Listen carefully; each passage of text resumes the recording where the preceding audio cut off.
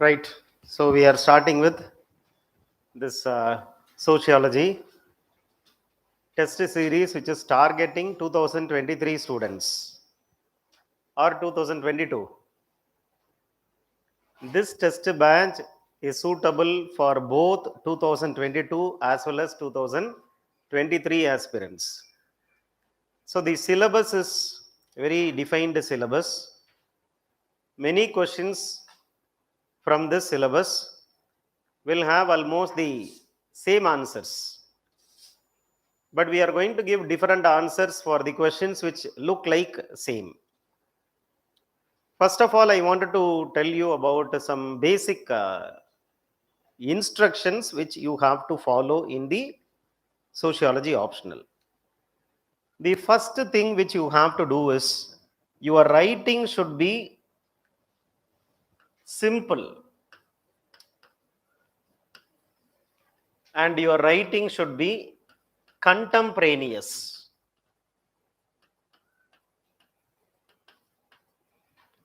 You should write simple sentences.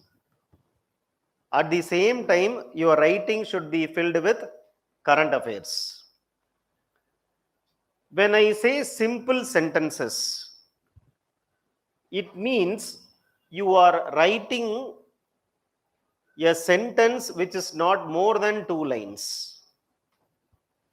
So second line you have to put a full stop, because when you write a sentence which is more than 2 lines, which is crossing 5 lines, 6 lines, the reader will not be able to keep track of the point which you are trying to communicate. So your sentence should be short as well as sweet. The sentence which you are writing should have to have sociological concepts, expressions. It should have sociological concepts and expressions. Take for example, we should try to write Durkheim using Durkheimian language. So Durkheim has a language and we have to use the language. Not every line should be filled with Durkheimian language.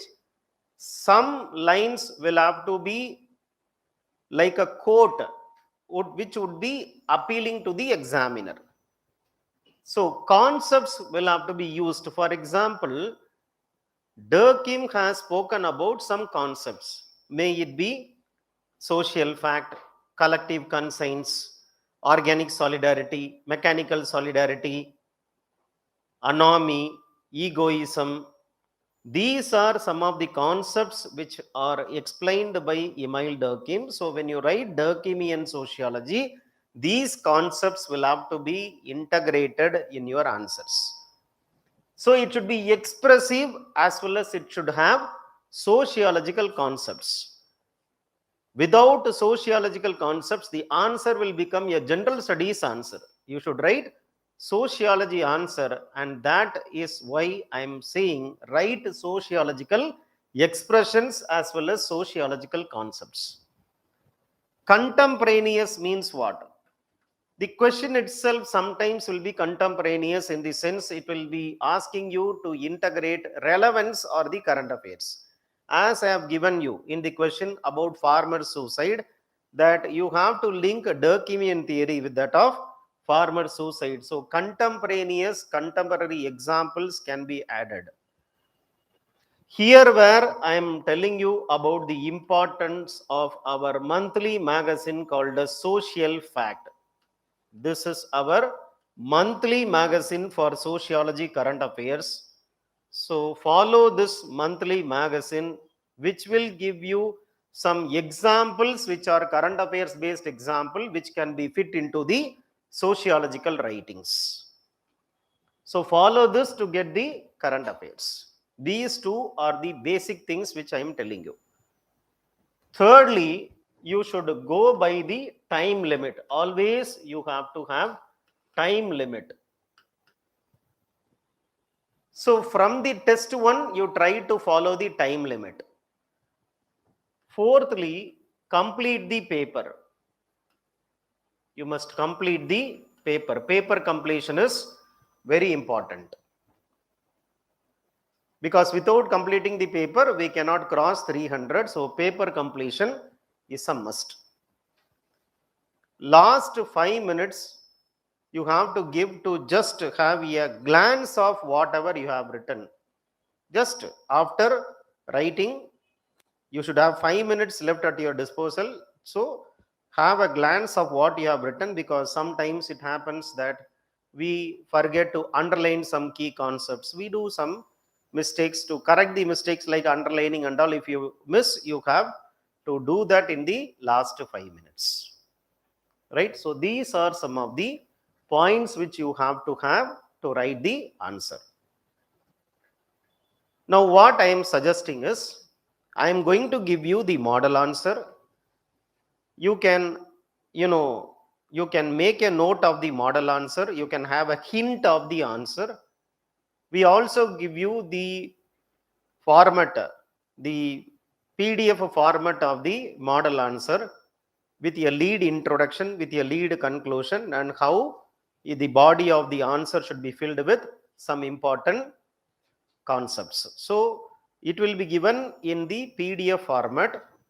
It also will be given in the discussion format, but the discussion format will be more elaborate, because discussion format gives me more luxury to connect to sociology in different ways than the PDF format. So you have to use both. You have to try to rewrite the discussed answer and keep the rewritten answer for future revision. So take a separate note and try to rewrite the discussed answers. You'll get to know that from a particular topic called social fact, you'll not have many more dimensions. It will be like 3-4 dimensions only will be there. So when UPSC is asking, all the possible dimensions, it will be easier for you to write a comprehensive answer for the question asked. So try to maintain the rewritten answers in a separate notebook, so that it can be used as a revision material. The importance of this revision material you'll realize only when you are revising just before the examination. So organizing your material is very, very important. You must have to have a confined material and read that confined material again and again. Don't search in the internet for fresh materials which will add more problems than solutions. So confine your material, read that material many times, keep a note for the discussed answer, rewritten discussed answer. If at all any problem you have, you come to me personally to resolve the problem, right? Any creative writing is welcome. So you have the luxury to create your own answers through the pictorial representations like flow chart, pie diagram, Venn diagram and all. You can try, because students who have got good scores, they have used these approaches in the past. But point is, one size does not fit for all. Just because one person says that it has fetched me more mark, the same thing will not apply to you. You have to find out your own model which will be more suitable to you, right? So you need not imitate anyone. You try to have your own model, write simple answers. That is sufficient for you to fetch more marks. One technique which I tell you to my students, tell to all my students, is this: you don't know a particular question. You don't know a particular question means don't leave the question. Try to connect the syllabus. Try to take points from each and every topic given in the syllabus and you write that answer. So an answer will be best if you integrate the topics given in the syllabus. You can take something from Karl Marx, you can take something from Max Weber, you can take something from Parsons, and you can write your own answer. If you don't know a specific answer, go for this integrated approach using 4th unit called as thinkers. So these are some of the do's which you have to follow in the test writing. Now come to the first question. First question, 1A, says sociology is having a main object. That object is the study of forms of social interaction. Whenever you are reading the question, you underline the key words given in the question. You underline the key words given in the question and try to repeat these key words in the answers. So underline the keywords and repeat the keywords in the answer. Using the keywords, you have to make the first sentence in the introduction. So introduction should have keywords. Introduction should have keywords, right? And in the body also you have to carry forward that keyword in many places, in many ways. Because when you use the keyword liberally in the answer, it will give a feel to the examiner that you have written the exact answer for the question asked. You are not writing answer which you know, you are only writing the answer based on what is demanded by the question. So to give a feel that you are writing answer to the specific question, the answer is a specific answer, use keywords liberally throughout your answers. Right? Don't write more points in one single paragraph. One point should be communicated in one paragraph. Because if you write too many points in one single paragraph, it will miss the attention of the examiner. So one point should be written in one paragraph. So these are some of the points which I have told. The first question is, the main object of sociology is the study of the forms of social interaction. The main object of sociology is the study of forms of the social interaction. Forms of social interaction.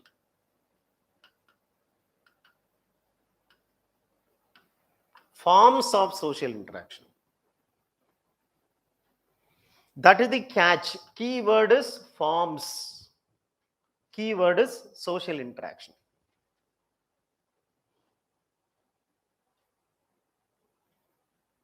Now, how you should start the answer, you know.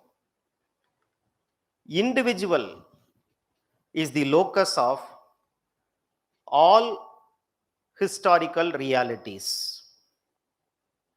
Individual is the locus of all social sciences or all historical realities. But the content, but the material of life, even though individual is the focus of all social sciences, the material of social life is given by forms of interactions. புரியுதா இல்லையா? Individual is the locus of all social sciences. So all social sciences studies only individuals. But the material to social life comes only from the forms of interaction. அப்ப என்ன சொல்ல வரோம்? எல்லா social scienceம் studies individual, all social sciences studies individual, but the material for social life comes only from forms of interaction. George Simmel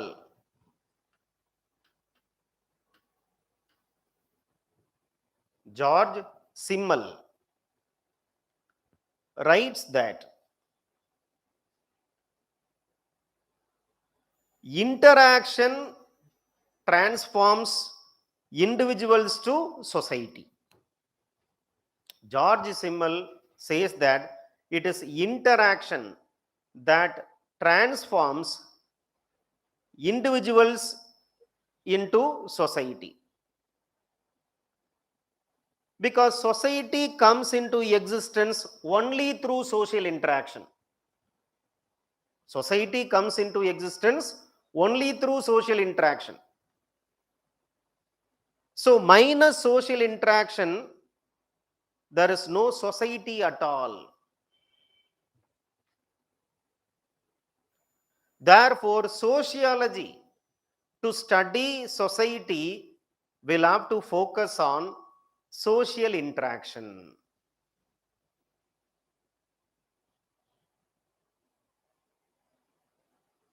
Simmel famously spoke about the dichotomy of form and content. Simmel famously spoke about the dichotomy of form and content. According to him, content of social interaction should be left to other social sciences like psychology and economy. Content of social interaction should be left to other social sciences like psychology and economy, whereas form of social interaction should be the subject matter of sociology.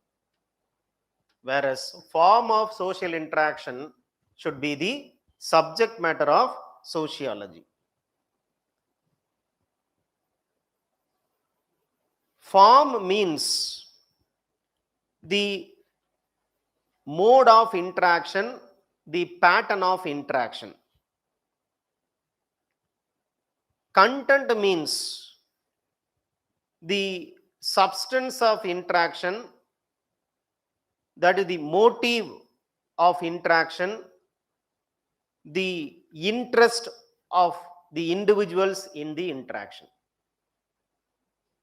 Form means what? The mode of interaction. Content means what? The substance of interaction. That is the interest of the individuals interacting, the motives of the individuals interacting. So the individual motive, the individual interest in the interaction should be studied by psychology. The pattern of interaction will have to be studied by sociology. So therefore, it is form over and above content that has to be given importance in sociological studies.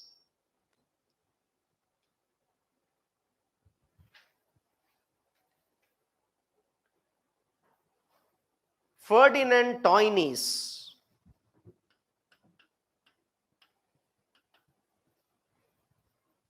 also pitched for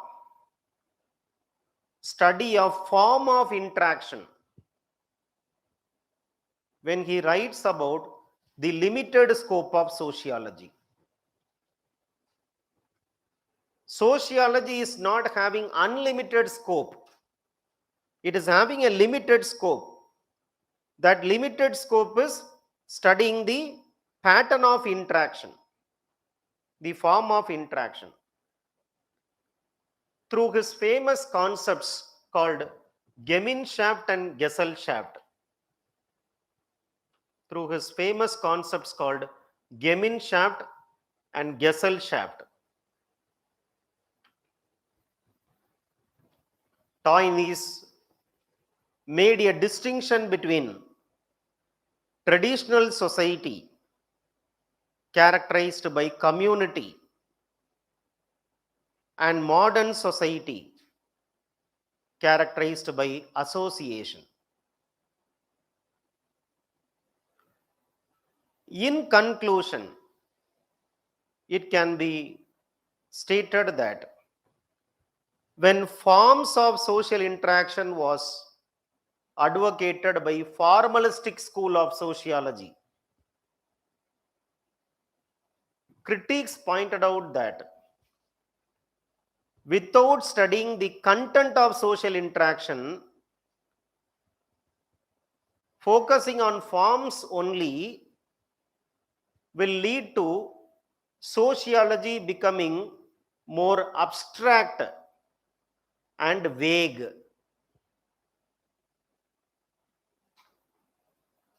Hence, synthetic school of sociology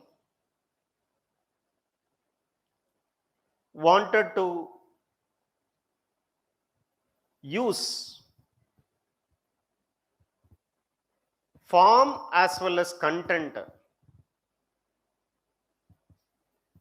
to have a complete picture of social interaction.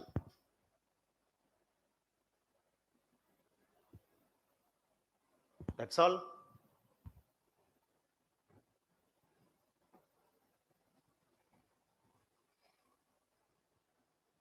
Okay.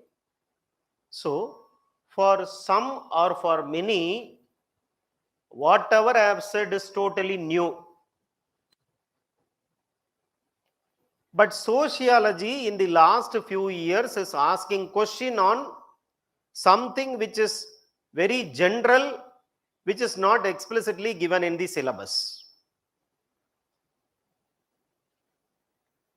So a student who studies sociology will have to know that there is a debate in sociology that some are giving importance to the form of social interaction, the others are giving importance to the content of social interaction. So who says form? These people. Who says content? These people. So naturally, form and content both will have to be used to study social interaction to get a glimpse of society comprehensively. That is what is the expected answer. After you have written the answer, you read the answer, you will be happy about your answer. Because what you know is not always asked in sociology, or for that matter any subject. What you have not focused on, that may be put in the form of question. But what you are not focusing on is something which is very, very important in the emergence of sociology as a subject. This debate is very important in the emergence of sociology as a subject. That form study should be focused or content study should be focused. Not many books would cover these things. Because given the nature of the question paper, I wanted to put these types of questions also. Now come to the second question, B. So what B question is about? It says the object is a notion. It is not real. Reality is only an imagination. Reality is not real. So you think that it is real, but it is not real. It is only an imagination.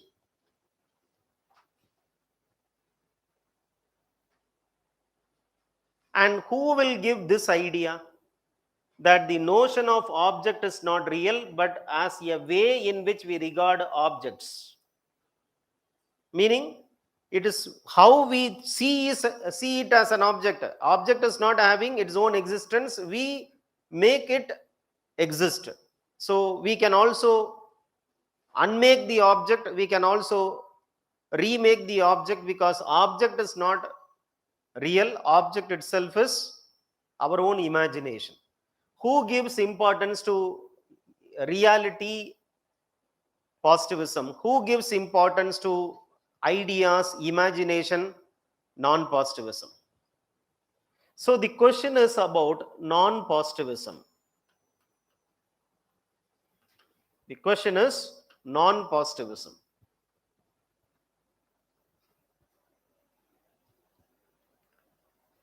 Now, when the question is non-positivism, they are asking you discuss. Discuss means what? Two different types of arguments. In the earlier question also, we had two different types of argument. Content is given importance by one, form is given importance by the other. So discuss always will be like a debate. Discuss type of question is always a debate question. So in the introduction, what you have to write? You have to write about, first I should have a thought framework. So intro, I will write what? I will write debate between positivism and non-positivism. Then in the body of the answer, what I will write? I will write what positivism says and how it is countered by non-positivism. In the conclusion, what I will say? that positivism, non-positivism, they are like two sides of the same coin. This is how you have to structure the answer. Mentally, you have to create the answer. So mental contemplation of answer will have to be there for 1 minute. You take 1 minute or maximum 2 minutes. Try to mentally you structure the answer. You can do that thought framework on the question paper itself. You have the question paper, you have a pencil. So in that question paper, question intro should be like this, body should be like this, conclusion should be like this. You have to have a mental structuration of the answer, after which when you write the real answer, you can write fastly. Otherwise, what happens, when you think and write, you will write very slowly. You cannot complete the paper. First itself, you should have thought the answer, then it is easy for you to write the answer. Once you have thought the answer, you can fastly write the answer. So mentally, you have to make a framework before you start writing the answer. Out of 7 minutes we have for short notes, we can use some 2 minutes for mental structuration of the answer, and remaining 5 minutes can be used for writing the full answer. Now I have said that it is positivism, non-positivism. 19th century sociology was interested to design itself following the principles and methods of science. Auguste Comte and Emile Durkheim wanted to make sociology as a scientific study of society. For them, the real social structures and social institutions should be sociologically analyzed.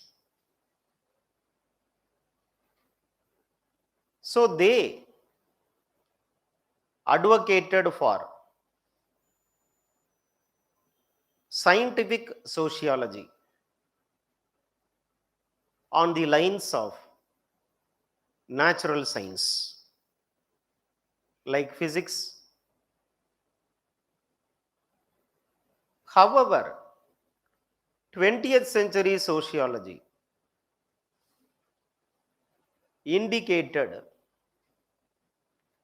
a tectonic shift from scientific to non-scientific methods. Non-positivists like Max Weber,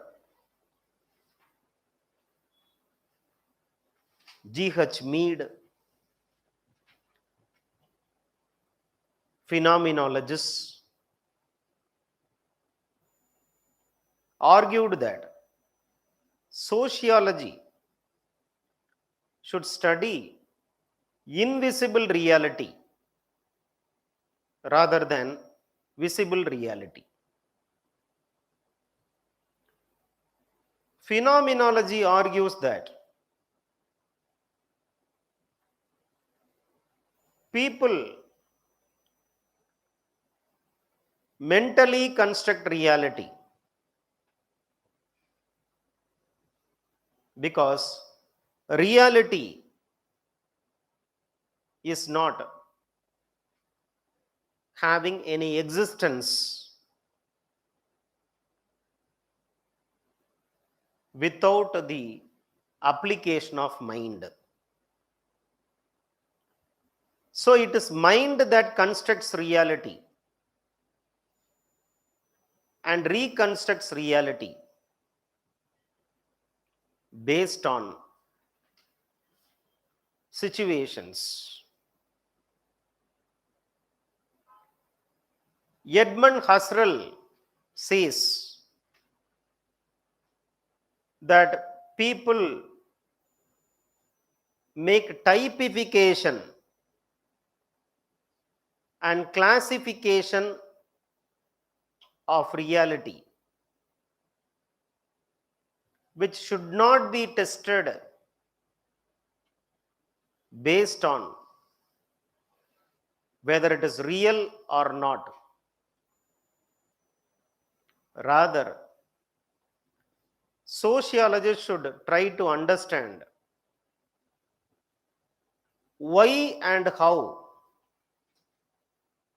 people construct reality mentally. Alfred Schutz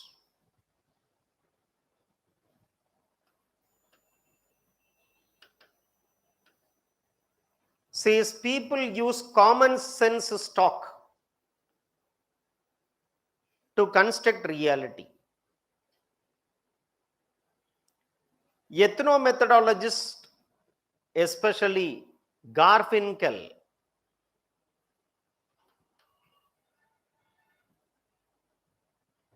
explains how people construct reality based on documentary method. For him, meanings are indexed to the context. Meanings are indexed to the context. So when context changes, meanings changes. This is a radical departure from positivism, which argues that social meanings are fixed like physical objects.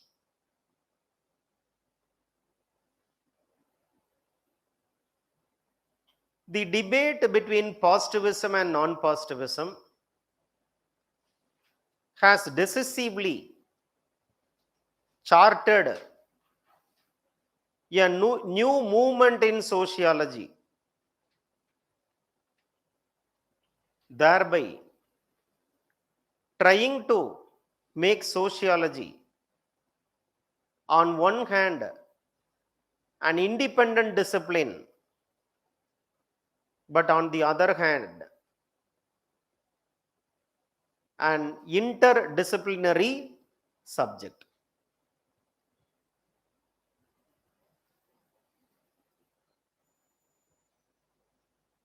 So this is what is the answer you can write for 1B. That is, object is only an imagination, it is not real. Come to the third question, 1C. 1C says, what are the factors affecting objectivity in social research? What are the factors affecting objectivity in social science research? So in the thought framework, what should I write? In the introduction, what I can write? What I can write in the introduction? Factors affecting objectivity in social science is the question. So how will I start the question? How will I start my answer? Introduction. So I told that factors affecting objectivity. You can simply start with a definition of objectivity. Define what is objectivity.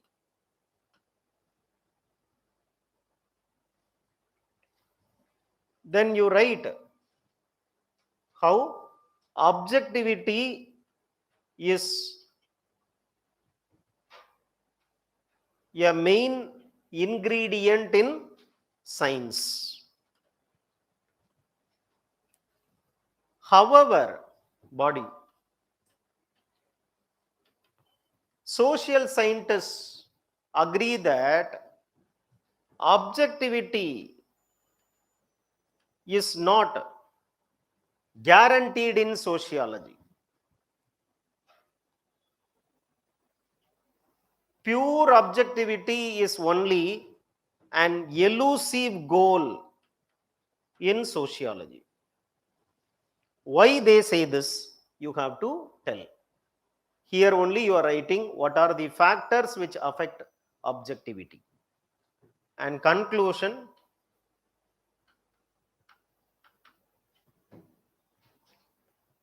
you should tell that objectivity is not actually needed today. Because today's sociology will have to be empathetic rather than objective. So today's sociology should be an empathetic sociology.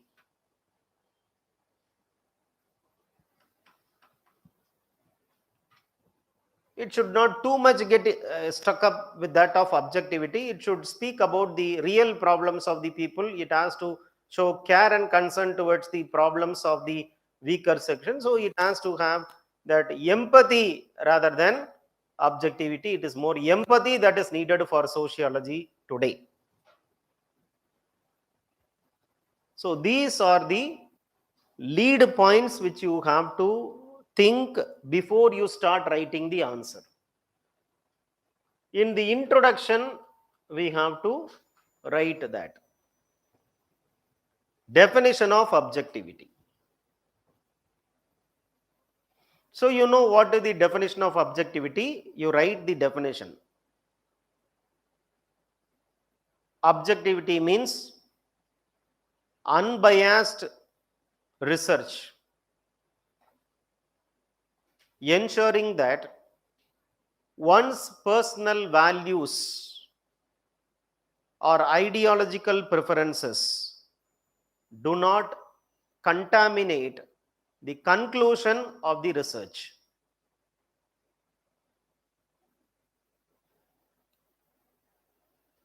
Though positivism declared that sociology is an objective study of society, non-positivism, restricting the scope of sociology, argues that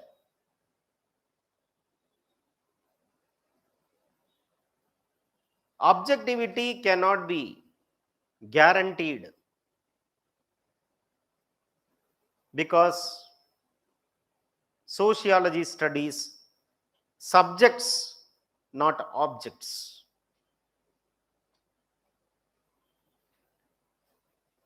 In natural science, there is a subject matter called physical fact to be studied, which does not have any mind. But social science studies individuals having meanings and motives. So subjective study was prioritized than objective study by non-positivists while rejecting positivism.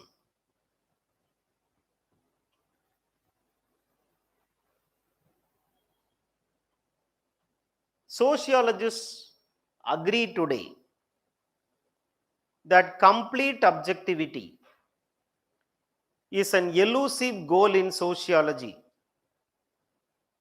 because of the following factors that affect objectivity in social science research. Number one, researchers' interest in the selection of topic. Researchers' interest in the selection of topic.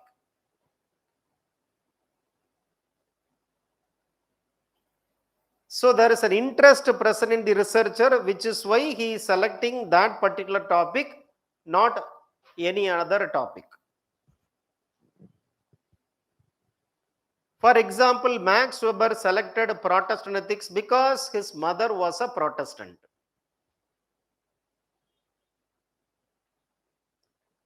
Durkheim wanted to study social solidarity because he comes from a Jewish community, giving importance to group unity. So right from the choice of the research, there is a play of the role called subjectivity or interest. For example, a researcher will try to study the subject using his preference.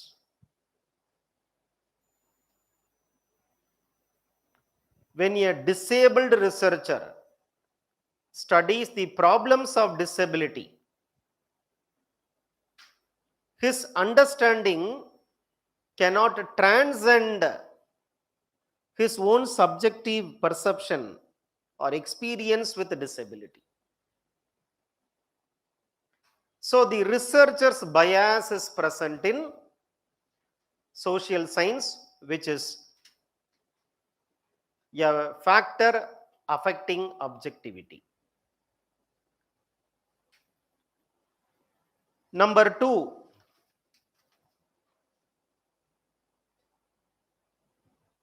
the observed community is ethnocentric. The observed community is ethnocentric. Ethnocentric means what? You are seeing others' culture using your culture as the yardstick. So you are putting the spectacle called your culture, seeing the other culture through your culture. So ethnocentrism cannot be easily avoided.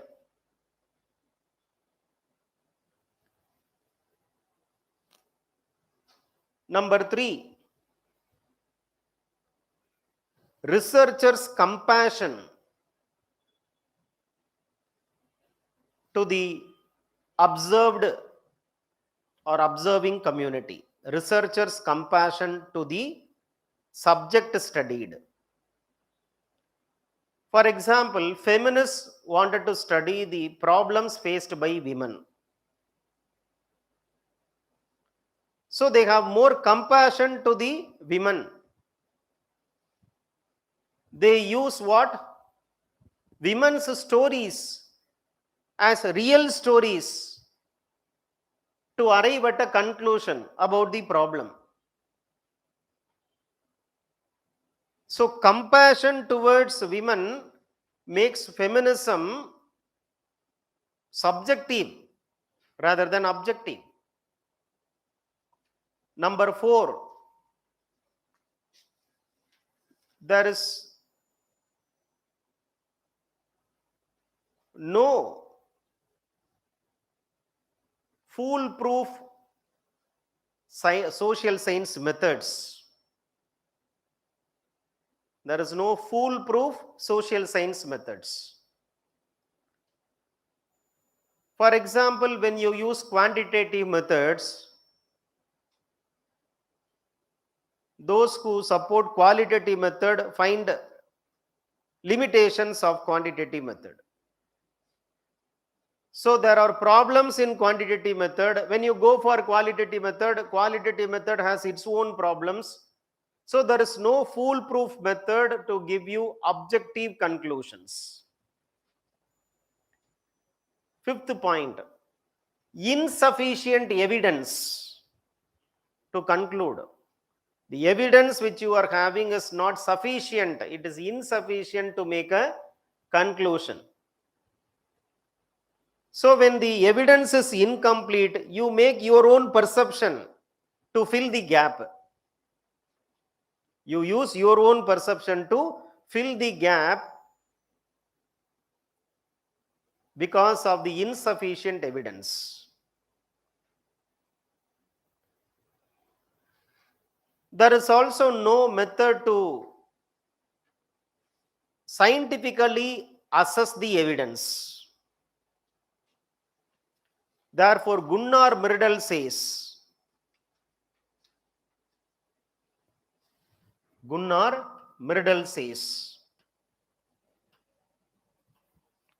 objectivity in sociology is an illusion. Objectivity in sociology is an illusion because social researchers are guided by viewpoints. Social researchers are guided by viewpoints.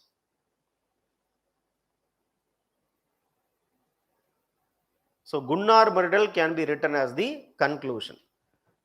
Objectivity is an illusion because anyhow you are using your own viewpoint in social science research. When you use viewpoint, then objectivity is not there, subjectivity is only there.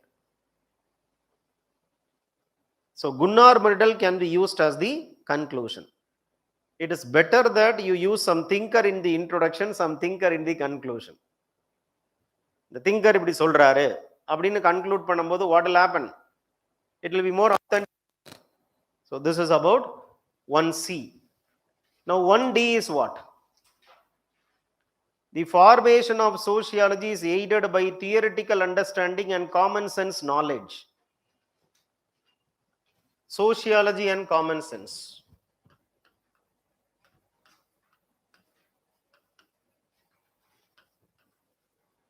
Sociology and common sense.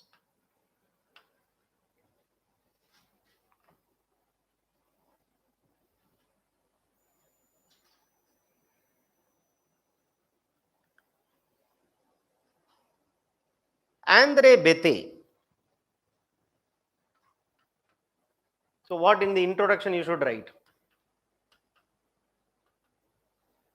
Sociology against common sense. As positivism says. But body of the answer, common sense and sociology. Common sense or sociology. Either you choose there, this or that is the introduction. But actually the question demands that you have to use both common sense and sociology. Conclusion.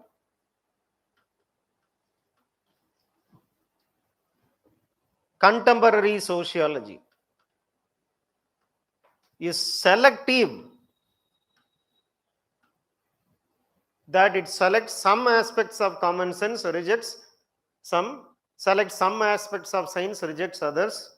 So we are making a fusion of common sense and sociology to construct sociological theories.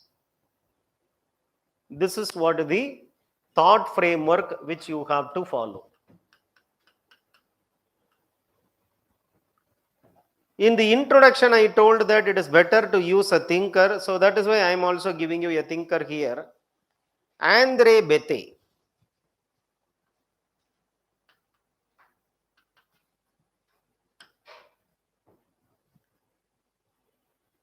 Makes a distinction between sociology and common sense. He makes a distinction between sociology and common sense. Sociology is generalized, if not universal, whereas common sense is particularized and localized. Sociology is generalized, if not universal, whereas common sense is particular and localized.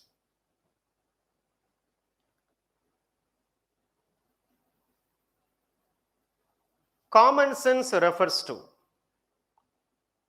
the shared perceptions of people in a cultural setup about norms, customs, and social institutions.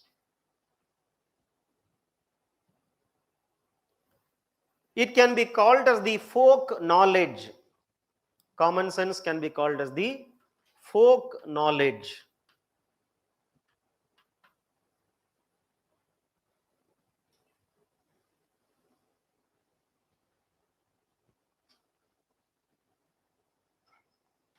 Positivism rejected common sense as it was inspired by Renaissance. Getting inspiration from Renaissance, positivism rejected common sense,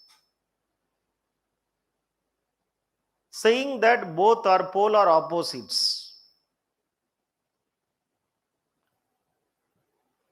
Common sense is unreflective, that it does not question its origin, whereas science is reflective since it encourages skepticism.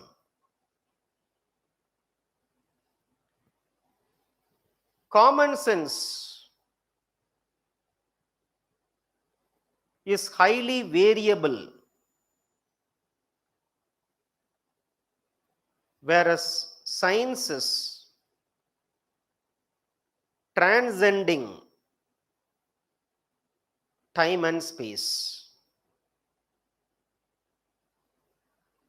So common sense is variable, whereas science is permanent.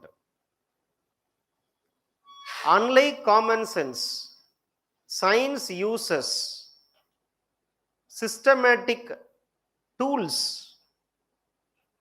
to observe social reality. So therefore, when sociology is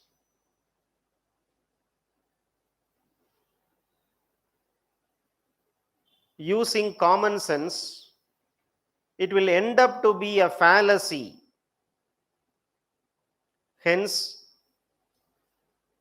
positivism advocated for science by rejecting common sense to develop sociological theories.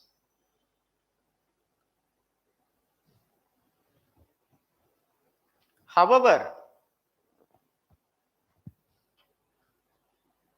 non-positivism, looking at the subjective nature of reality,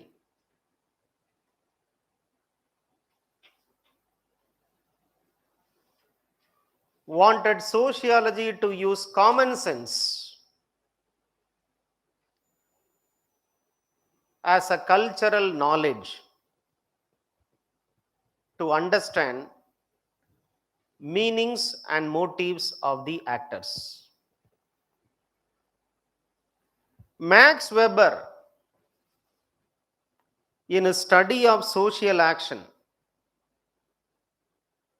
writes how we cannot make generalizations like science, because scope of sociology is limited to study only individual motives in the society. So he used interpretation rather than observation.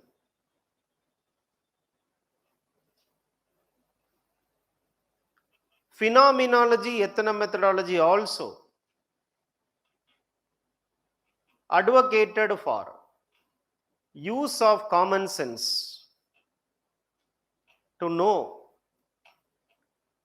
social interactions and realities.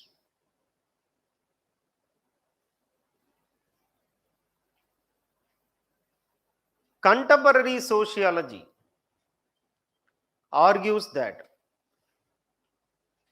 sociology and science, common sense and science, are not opposites, rather they form a continuum. When science gives you rational laws, common sense gives you emotional knowledge about society. So man is both law bound as well as culture bound. Using his mind, using his mind, man selects common sense and science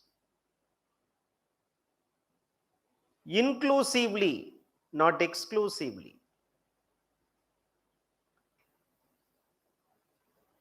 There are different proportions of common sense and science that guide human action,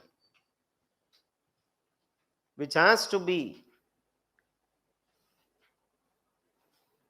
observed by sociology.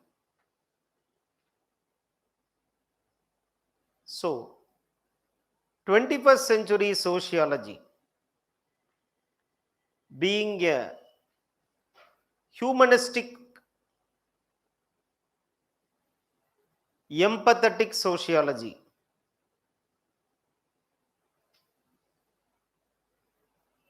makes a fusion of science and common sense to have a thorough glimpse of the social world.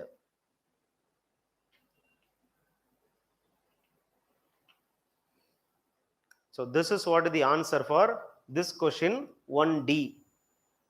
Now come to 1E.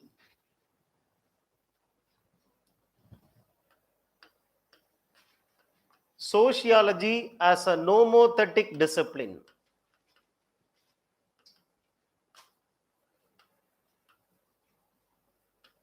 Sociology as a nomothetic discipline. This word will be very new to some of you. Nomothetic means what? Nomothetic means science. Opposite to this nomothetic is ideographic.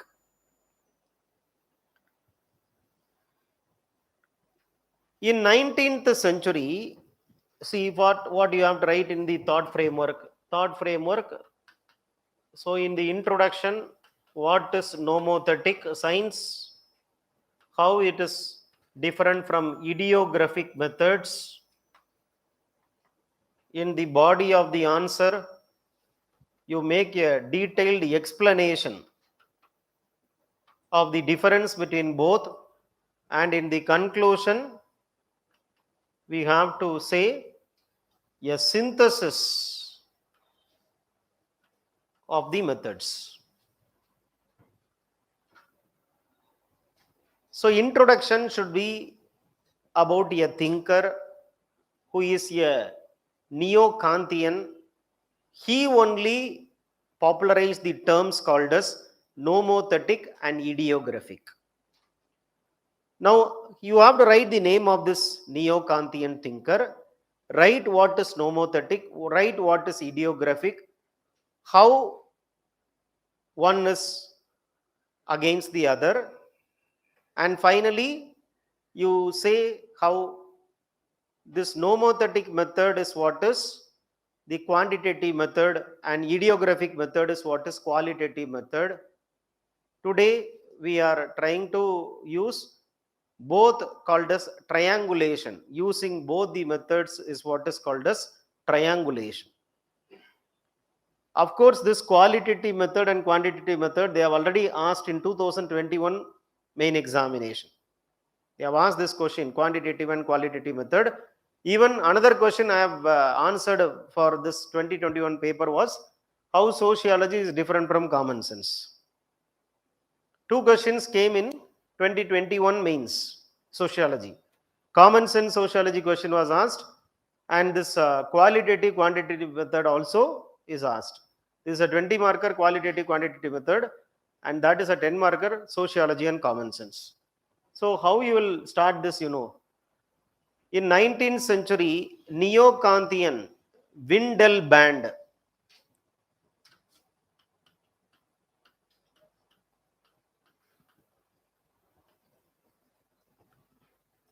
Name of a thinker.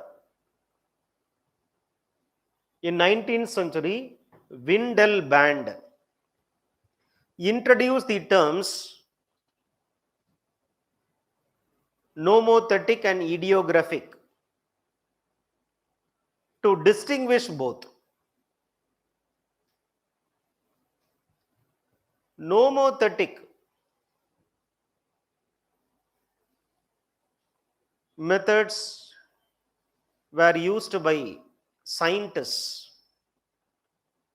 to arrive at generalization.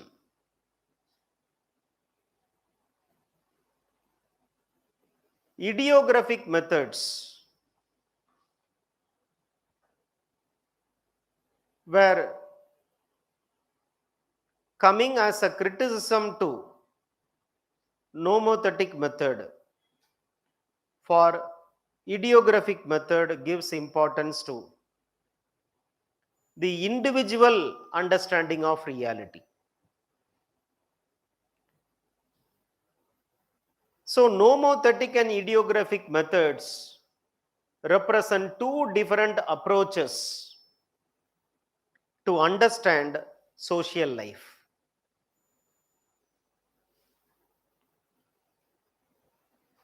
An ideographic method uses ethnographic data. Ideographic method uses ethnographic accounts.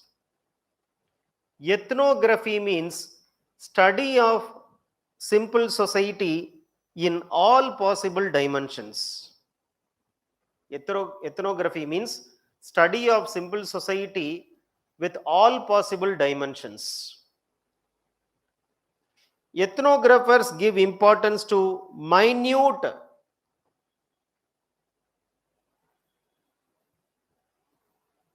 aspects of everyday life to construct an overall portrait of the social life. To construct an overall portrait of the social life, they give importance to minute aspects of everyday life. So they study specific groups, they study the motives and meanings of the individuals present in that specific group. Ideographic method rejected the possibility of universalizations because knowledge in social science cannot follow the footsteps of natural science.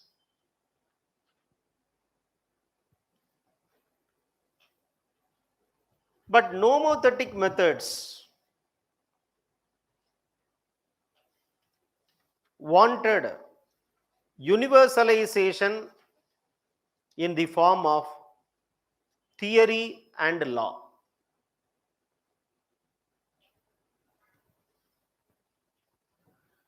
They study modern society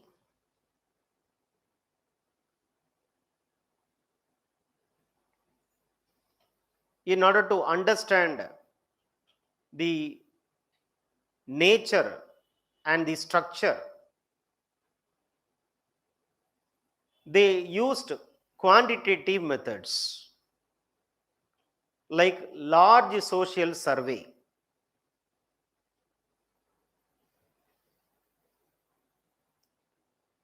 But the problem in social survey is that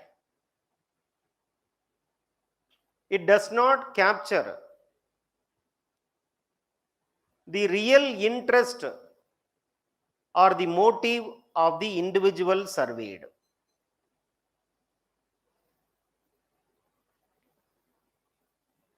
Looking at the limitations of quantitative methods, those who support ideographic approach in social science desired to have qualitative methods like participant observation.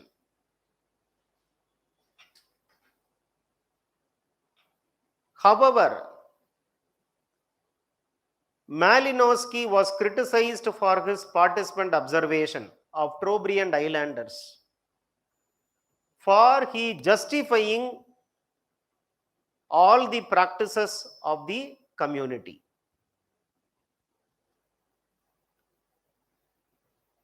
So, ideographic method, while focusing on microscopic reality,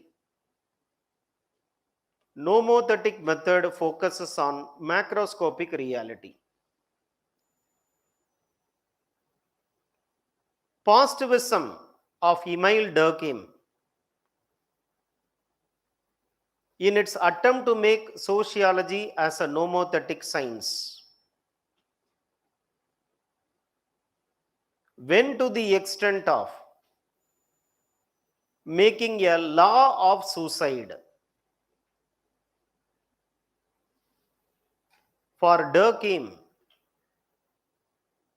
sociology is a science of social facts.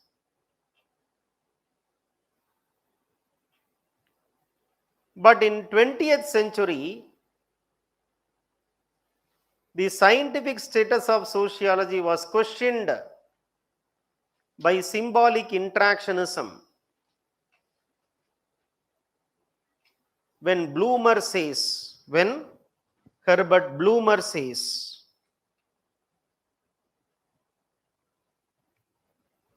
that meanings given by individuals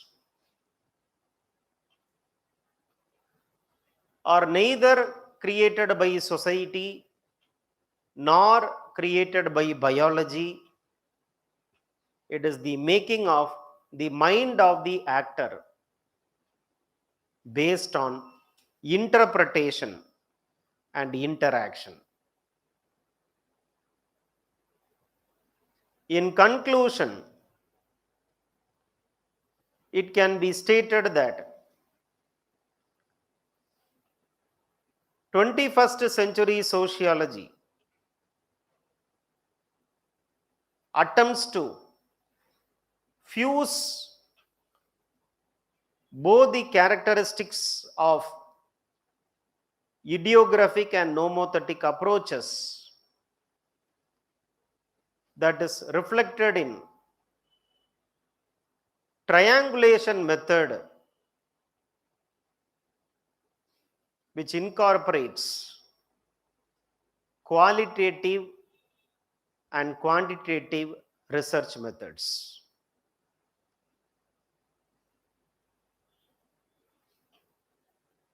So this is about this 1D, 1E. Next, 2A. What the question says: two epoch-making events in 18th and 19th century changed the entire history of human society. It resulted in metamorphic changes in the realm of economy, politics, culture, and religiosity of mankind. In this context, explain the origin of sociology. Two epoch-making events. What are these two? Political revolution and economic revolution. Political revolution, basically French Revolution, American War of Independence. Economic revolution, Industrial Revolution. So the question is this: how these two revolutions created conditions for the emergence of sociology. So origin of sociology, emergence of sociology. What in the thought framework we have to write? In the introduction, I will write about the concept of modernity. In the body of the answer, I will write about French Revolution, American War of Independence, which are political revolutions, and Industrial Revolution, which is economic revolution. How these revolutions are altering the social institutions, value systems, and the structures. And conclusion, the problems of modernity has to be studied by sociology. So sociology came in order to study the modern society, its problems, and attempts to offer solutions. A very straightforward question. A very straightforward question. Emergence of sociology, everybody should have studied this. Modernity.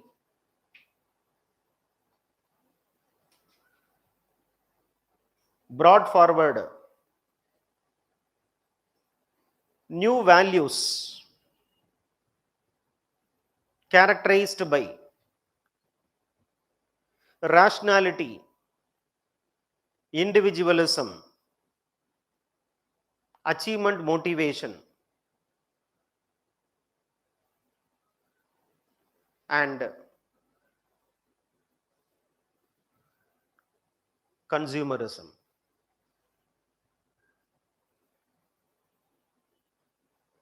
A new society emerged from the seeds of political and social revolutions that culminated in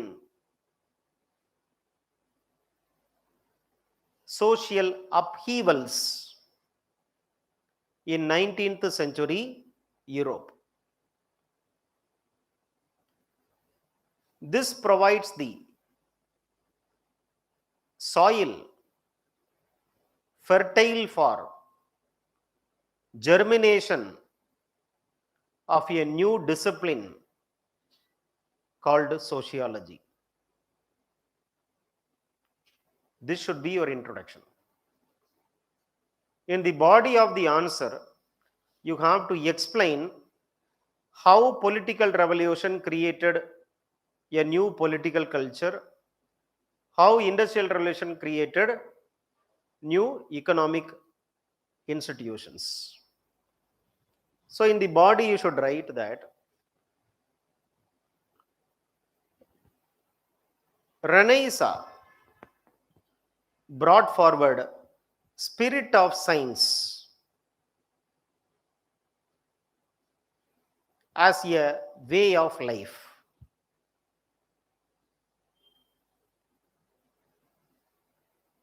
There was an attempt to rationally reorganize political and economic systems in the society.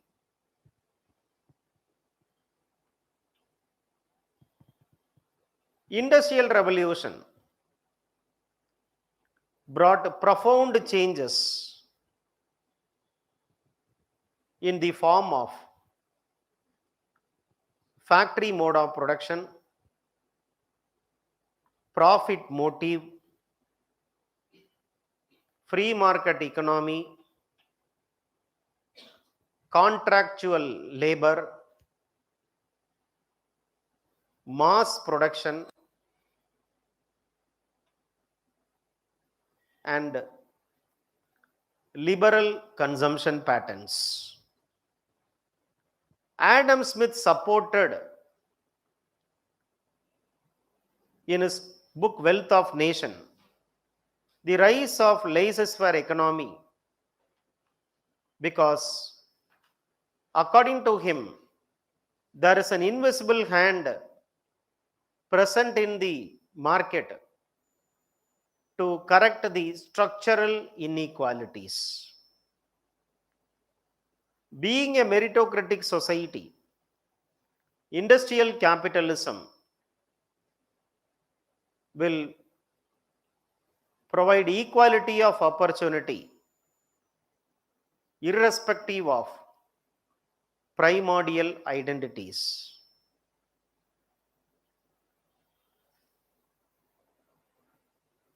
Neoclassical economists and Cambridge School theorists,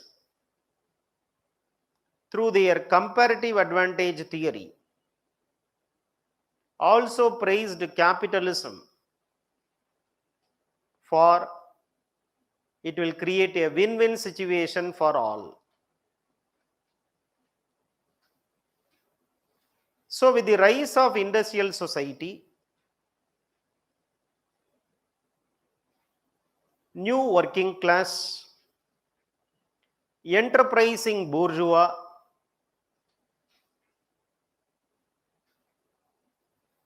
legal support for the workforce, qualitative lifestyle,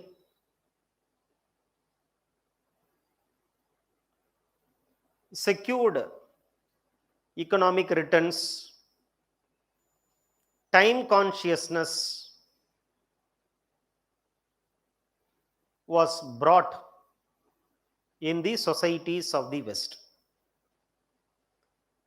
This was critically appraised by Marxism through the lens of exploitation and alienation. Capitalism divides the working class, leading to polarization, pauperization, and revolution.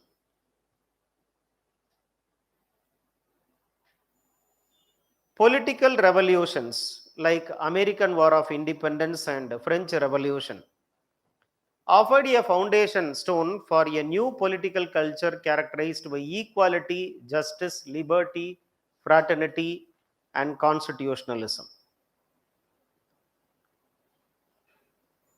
So citizenship was universal. Human rights became the priority than administration. Independence of judiciary guaranteed the fundamental rights of all. So a new political system was in the rise, which was supported by Montesquieu, Rousseau, and Voltaire.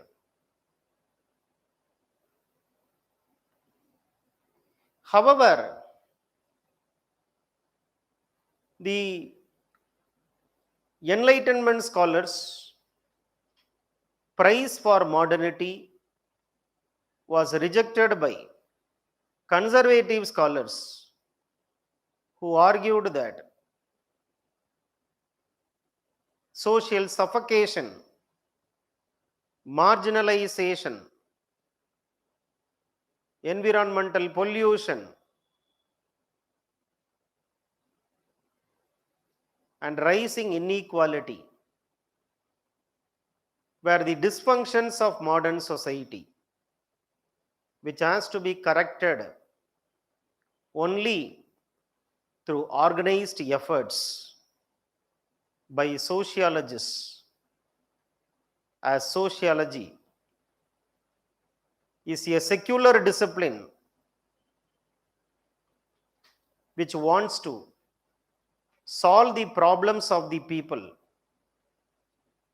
to create peace, harmony, and tranquility.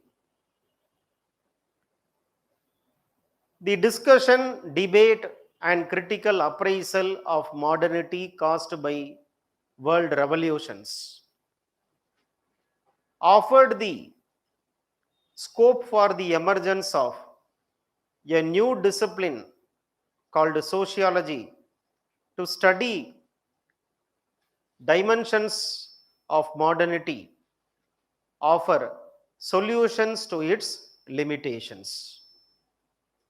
Hence, sociology is having its root in modernity caused by world revolutions. One can easily conclude, therefore, modernity and emergence of sociology, they are twin sisters. For the subject matter of sociology comes in the form of study of modernity. So that is what the answer you are expected to write for this question about emergence of sociology. 2B is about suicide. Suicide is not a personal situation but manifestation of a social condition. In the light of this statement, examine the relevance of Durkheimian theory to explain farmer suicides in India. So thought framework is about introduction. Suicide is a social fact. It is not a psychic fact. In the body of the answer, you have to speak about Durkheimian theory of suicide, the 4 types of suicide, and critical evaluation, plus farmer suicide in India, and conclusion, why he wanted to study suicide as a social fact. Why suicide study?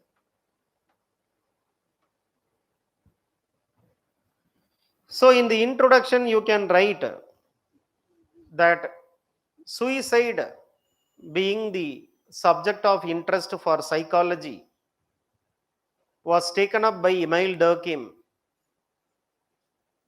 to study from the perspective of social fact. He says that there is a factual order in the suicide rates across societies. The suicidal current is not generated by the psyche of the individual, rather it lies in the society.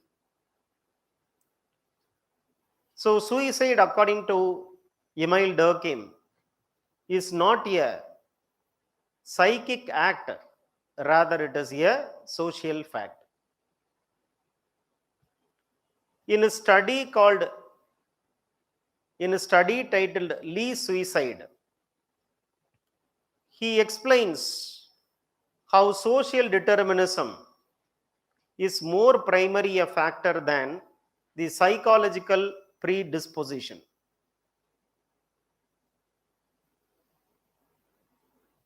So you have to tell how 2 important social forces called regulation integration was used by Emile Durkheim to develop a typology of suicide into 4 types. Write the 4 types of suicide. However, critics point out that he is suffering from extreme social realism because data is not reliable as cited by Atkinson. He is discounting the psychological motive of suicide as said by Morris. Genetic predisposition and hormonal imbalance also were important causes of suicide according to the analysts. However, one could find that Durkheimian theory of suicide can explain the farmer suicide in contemporary India. Lot many empirical evidences support Durkheim's theory of suicide as a social fact. There are 2 important reasons for farmer suicide in India. One, egoism. Number 2, anomie. Agrarian changes have lowered the economic returns for the farmers. So there is a mismatch between the aspiration and the achievement of the farmers. Due to this mismatch, farmers experience egoism. Durkheim argues that egoism is the cause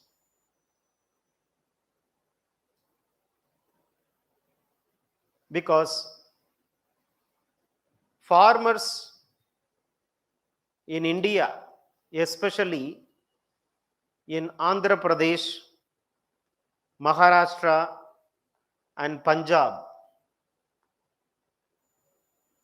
experience institutionalized conditions that loosen their social ties. They experience institutional conditions that loosen or dilute their social ties. Farmers who committed suicide faced isolation from that of the other members of the community.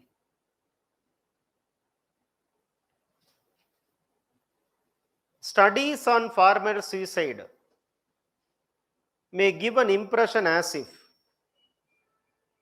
they were caused by indebtedness and crop failure. So, on the face value, farmer suicide may be attributable to economic reasons. But Durkheim clearly establishes the social cause of suicide.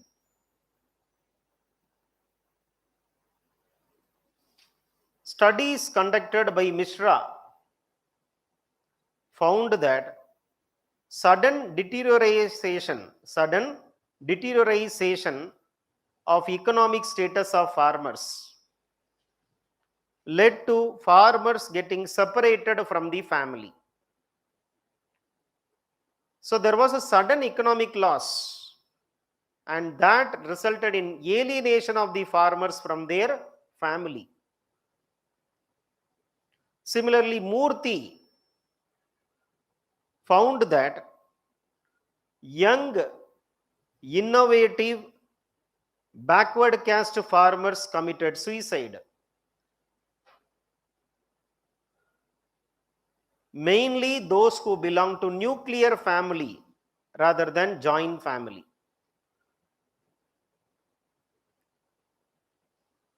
In Andhra Pradesh,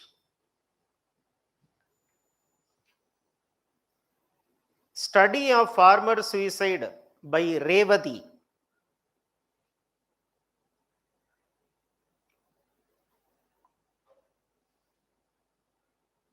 says that most of the farmers who committed suicide in Warangal, Anandpur, they belong to nuclear family, as these districts have predominance of nuclear family than joint family in general. In Warangal, 94% of the family were nuclear family. Those who committed suicide, 94% of them come from the nuclear family in Warangal. In case of Anandpur, it was 75%. Similarly, in Punjab, 60% of farmers who committed suicide belong to the age group of 15 to 29. These victims do not have a sharing relation with the family members. They fail to maintain a strong interpersonal relation with the family and the community. So Durkheim is right in asserting about the social dimensions of suicide.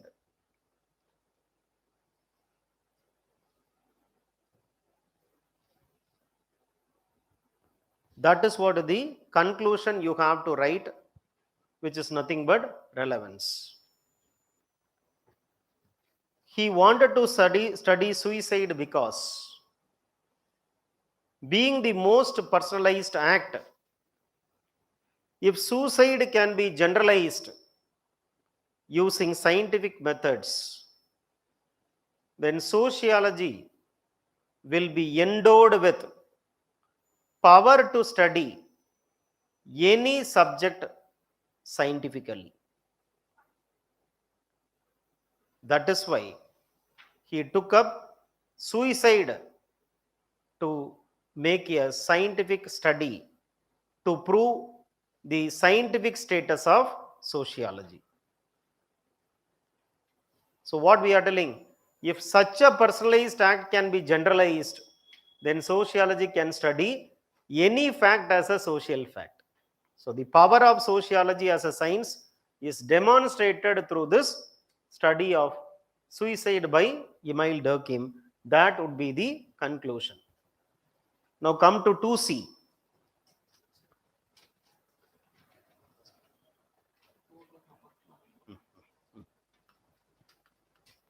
2C.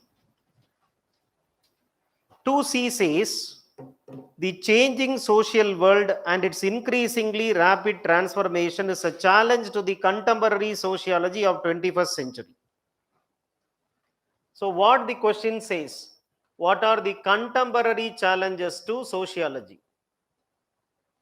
So what sociology is facing today in the 21st century as challenges?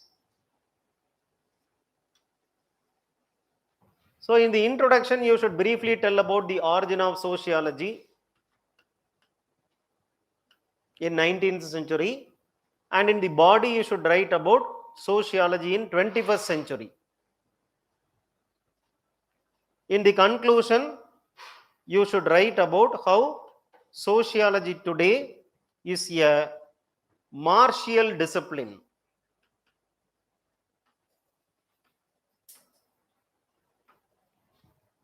a fighter discipline, which is fighting for social justice and freedom.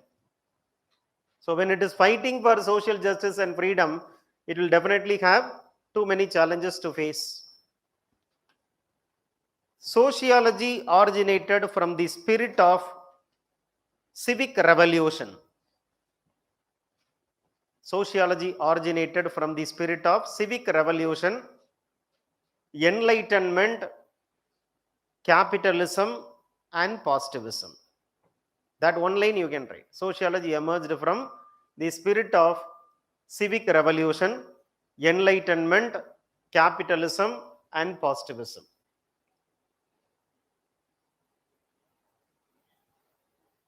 Since it is attempting to become a humanistic discipline in the face of a turbulent social change, it encounters many challenges. Since it is emerging to become a humanistic discipline in the face of turbulent social change, it faces many challenges. The challenges are: number one,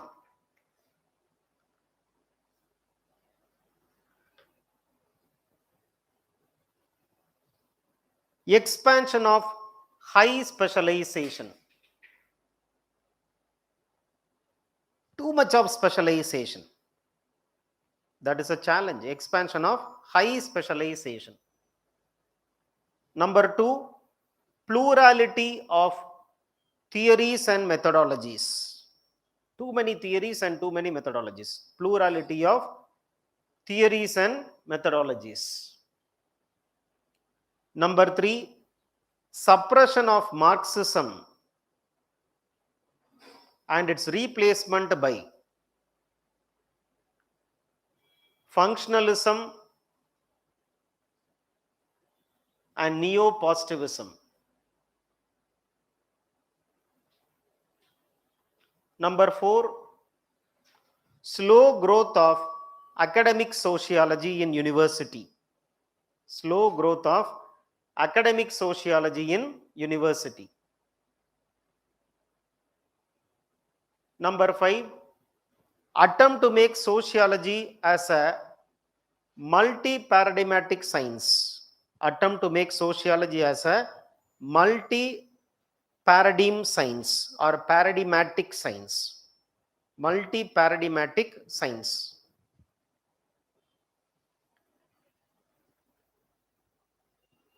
Number 6 or 5.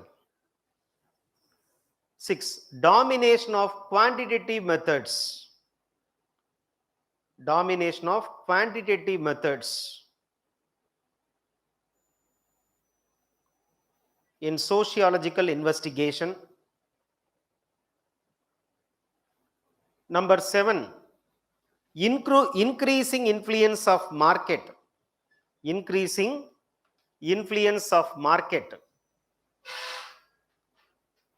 and the logic of corporate interest.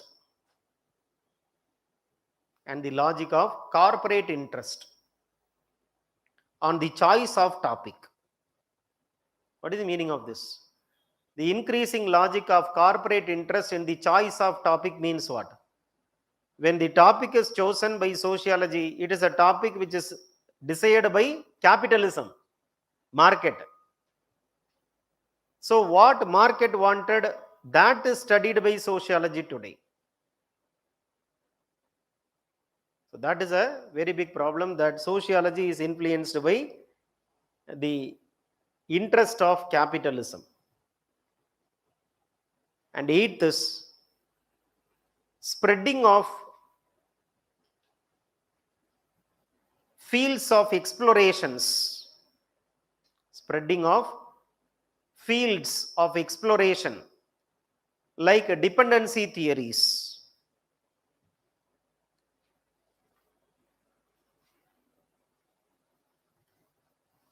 Number 9. The world order is shifting from geopolitics to geoeconomics.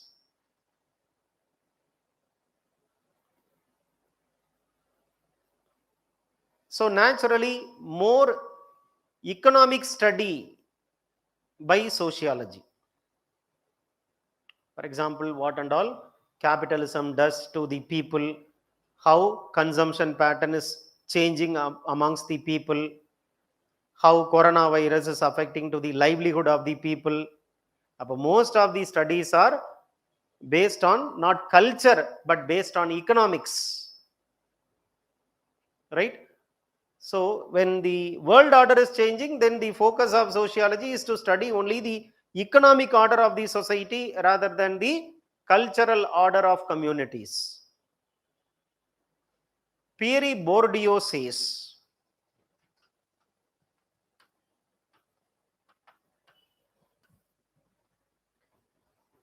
sociology is not only an analyst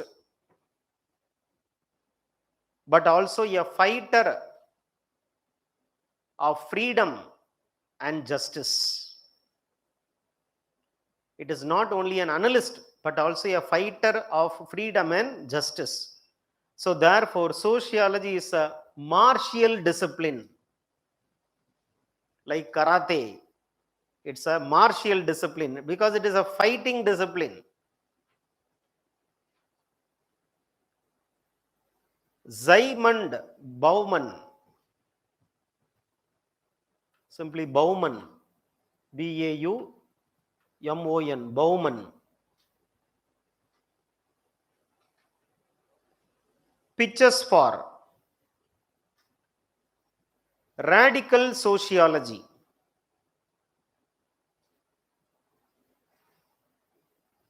which is freeing itself from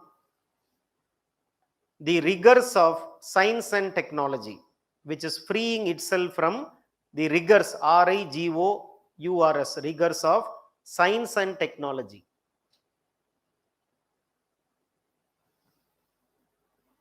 Anthony Giddens says, sociology today studies emerging problems like environmental destruction, hunger, population explosion, violence against minorities, and rights of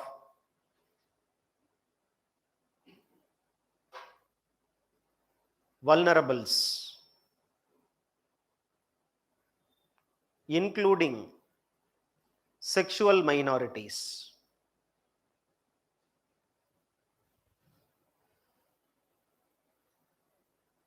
So this is a big challenge. That new thing you are studying or not? Environmental destruction, rights of women, rights of children, problems of poverty, racial discrimination, communalism, and the monopoly of capitalism today against communist countries. So gay rights, lesbian rights, transgenders rights, all these are new areas to be studied by sociology, which is a big challenge faced by sociology in 21st century. They have asked a question like this in 2021 about the increasing scope of sociology today. And that is why I have put a question to specifically answer the question asked in 2021 sociology. Right. So this is not given explicitly in syllabus, but they do ask in the paper. And that is why these gray areas are also handled through questions in the test series. Now next question is 3A. Indian society is unique in structure, function, dynamics. It cannot be associated with European society. In the light of this statement, examine how one can understand Indian society through the concepts, theories, and frameworks that are closely associated with Indian civilization. What is this approach? What is the question 3A? 3A question is about Indology. Syllabus is on Indology of G.S. Gore. So 3A is on Indology. In the thought framework, what and all you have to think. In the intro, I will think about what is Indology. I'll write a definition of Indology. In the body of the answer, I will write about G.S. Gore as an Indologist, because that is what is given in the syllabus of UPSC. Indology is G.S. Gore. So Indology of G.S. Gore, what he speaks about caste system, what he speaks about religion, what he speaks about tribes, all these things I will have to write. Indology of G.S. Gore. And in the conclusion, I should write about how Indology was the beginning of emergence of sociology in India, which was subsequently maturing because of the contributions made by Marxism and structure functionalism. That is what is the conclusion which we have to write. Right? So what is Indology? You can make a definition of Indology. This is a straightforward question. Indology means study of text, scriptures, Vedas, Puranas, Upanishads, to have a thorough understanding of the nature and the structure of the social organizations. Next, you have to write about G.S. Gore as an Indologist. He is writing on caste. Caste came from race. Caste and race in India of G.S. Gore. Caste is a product of race, which is having certain characteristic features. Write about the 6 characteristic features. The study of religion. That religion unifies, Hinduism unifies, Sanskrit language unifies Indian society. So caste is not exploitative, whereas it integrates the society, the group. Religion, Indian civilization is a mosaic which is fused by Hinduism and Sanskritic language. The tribes wanted to be assimilated rather than to be separated in the form of national parks. He was a critic of Verrier Elwin. And finally, write about the communal conflicts which he is speaking about, that communalism is a manifestation of not religiosity, but it is because of the hatred, politics played by few individuals, for which religion and language cannot be criticized. He writes through his Indology that our culture is a unique culture which cannot be compared to that of the Western culture. So we cannot impose Western model of modernization to Indian society because we have a unique culture. He writes about the foundations of culture. He writes about foundations of culture and civilization, that is very clearly there in the common textbook whichever you are reading. And in conclusion, you should write about how Indology gave an identity to sociology in the beginning of Indian sociology. Indology was refined by structure functionalism of M.N. Srinivas and Marxism of A.R. Desai.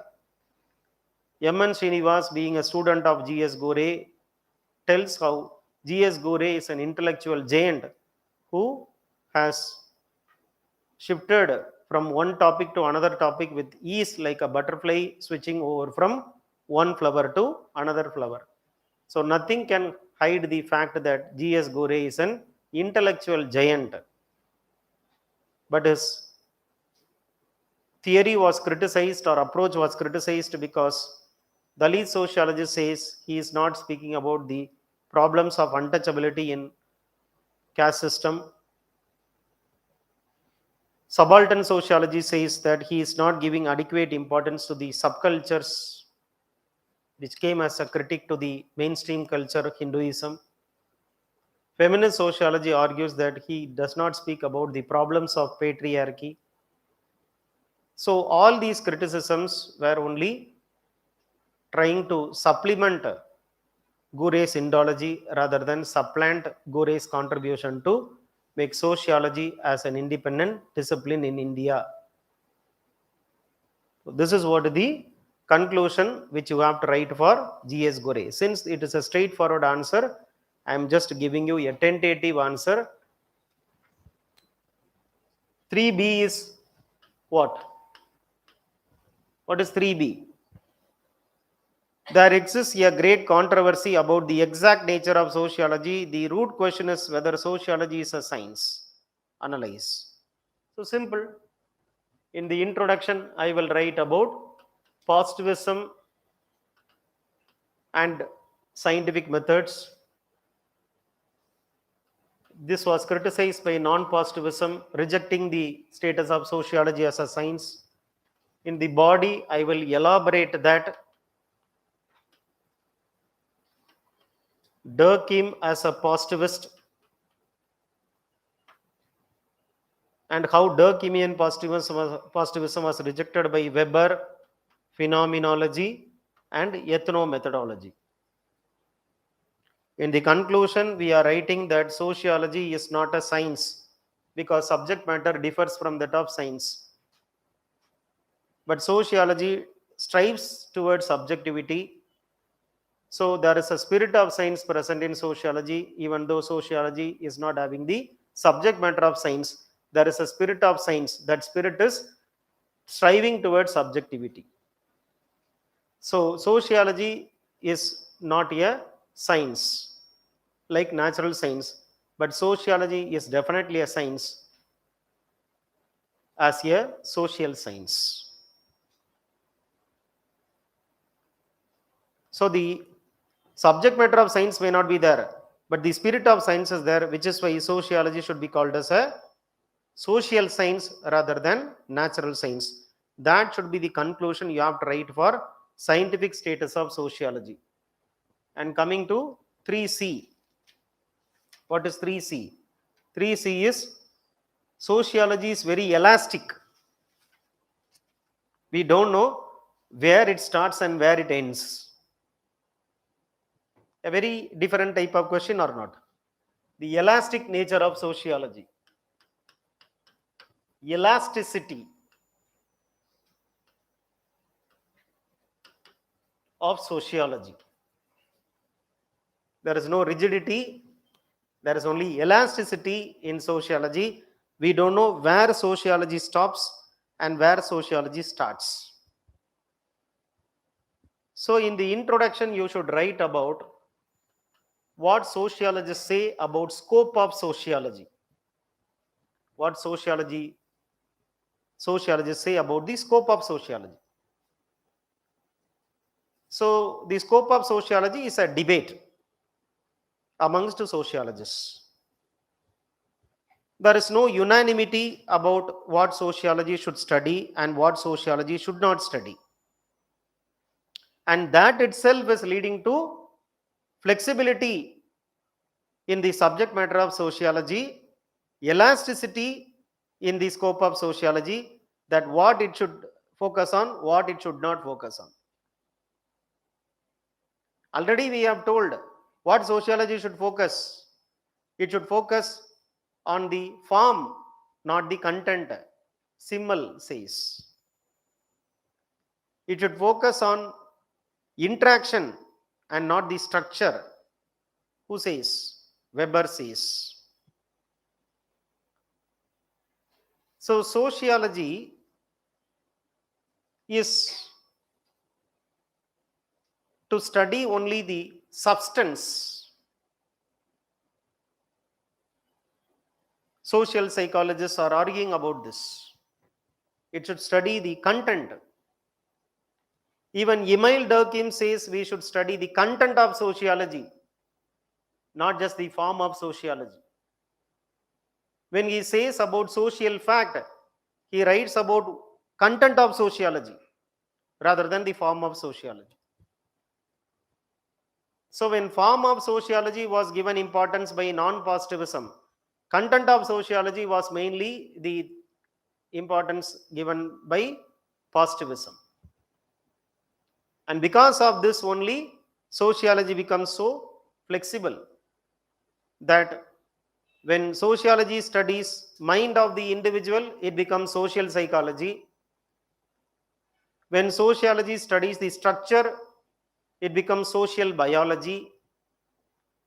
When sociology studies the economic behavior, it becomes socio-economics. When sociology studies the tribal society, it becomes social anthropology.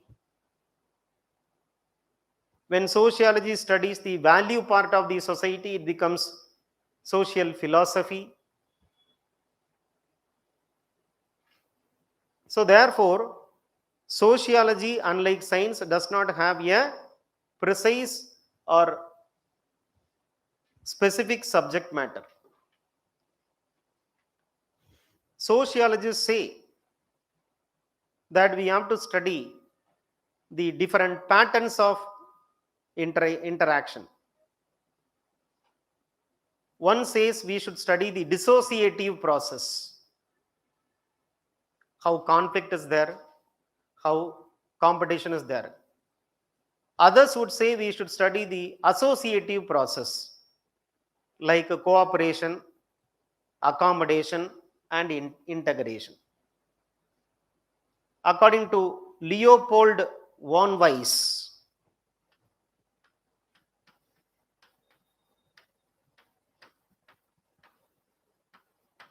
there are 650 forms of interactions.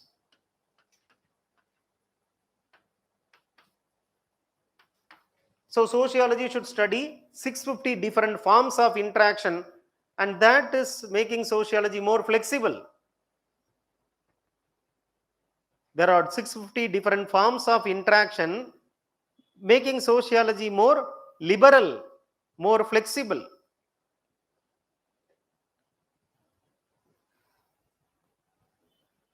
So this necessarily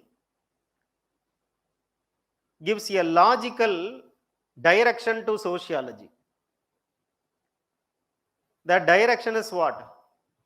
Sociology will become more broader as well as deeper. Now, those who criticize this flexible sociology, elastic sociology says, if you become broader, you lose to become deeper. If you become deeper, you cease to become broader. This is typically a challenge faced by the plastic sociology or elastic sociology?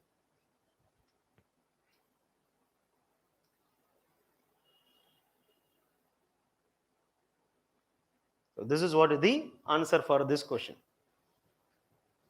5A.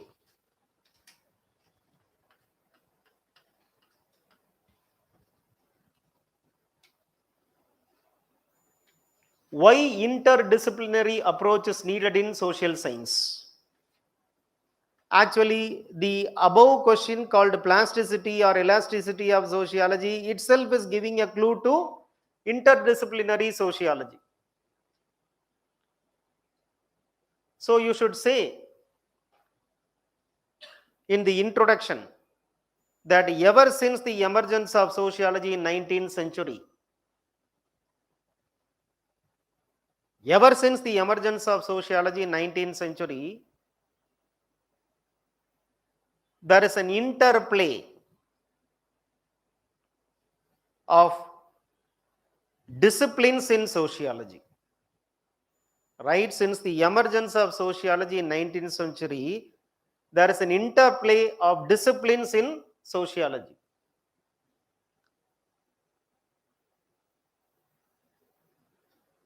Some wanted sociology to give importance to more specialization, because sociology came due to modernity. Modernization gives importance to specialization. So a group of sociologists, they gave importance to specialization in sociology, that sociology should confine itself to one domain. It should leave other domains to other disciplines. Whereas another group of sociologists say the subject matter of sociology is society.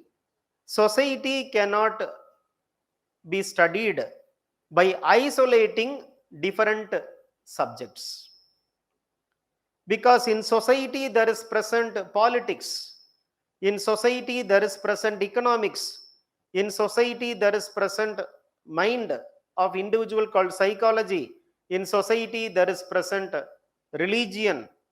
So society study invariably should go for integrated disciplinary approach rather than exclusivity. Society should include many branches of knowledge.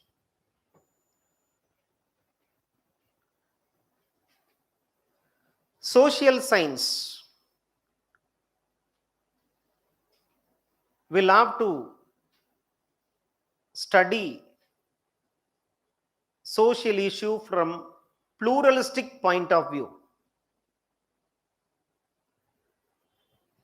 In society, for one cause, there may be many consequences.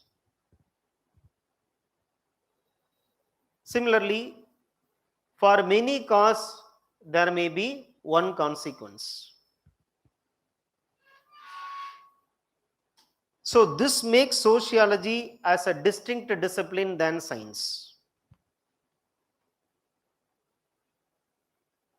Science can have a specific domain knowledge. For example, physics can study only the physical dimension of reality. Chemistry can study only chemical dimension of reality. But sociology studies social dimensions of reality, which includes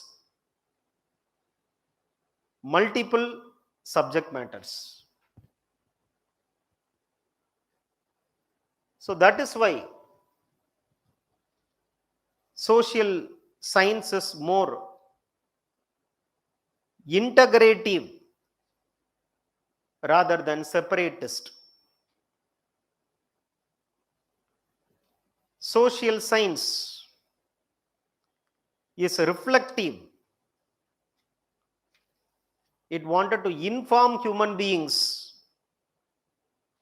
to adjust to the changing nature of society.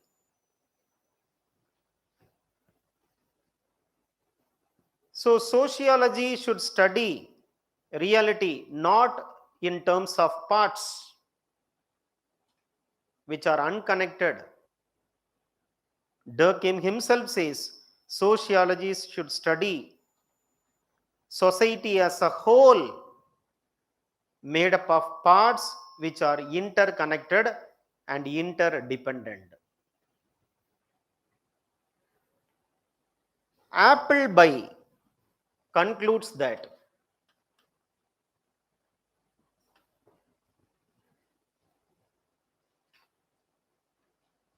sociology,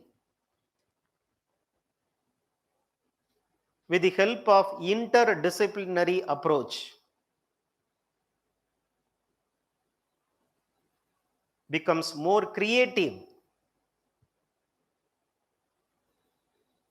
It encourages critical thinking by comparing and contrasting multiple perspectives.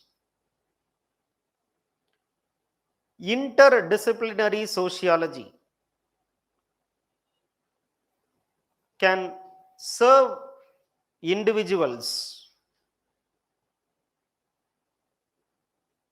through multiple solutions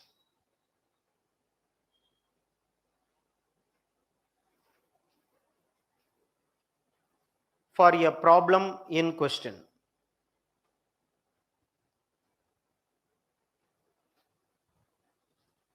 Interdisciplinary sociology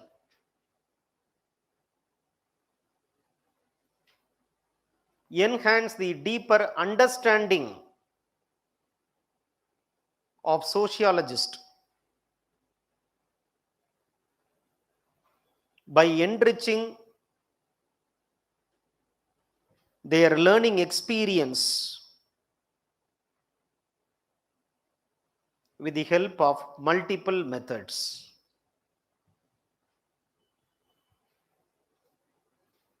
So that is what is the answer for this question. Now 5B is about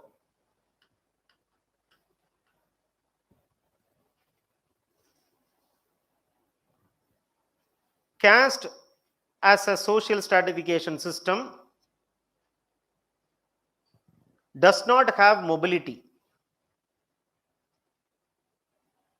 So at least ideally there is no mobility in caste system according to G.S. Gore.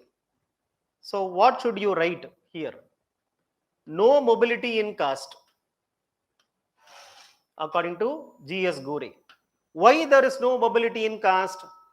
Because caste is having a rigid structure. Caste is having a rigid structure. Heredity or hereditary occupation still exists.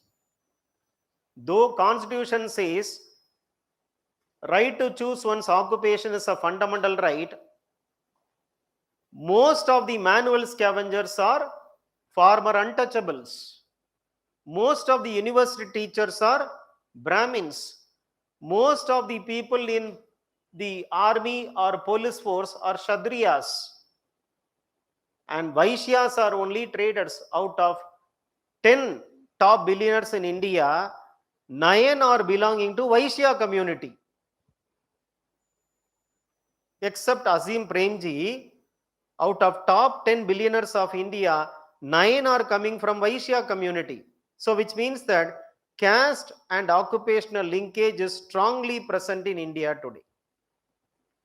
Similarly, land ownership and caste.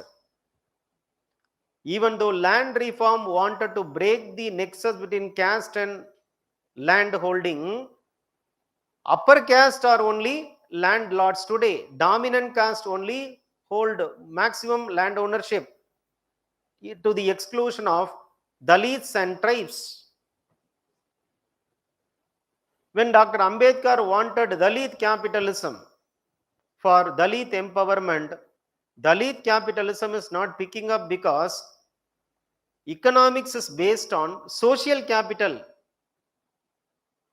that is caste, religion, which is why Dalit capitalists are more concentrated in the polluting jobs like tanning industry.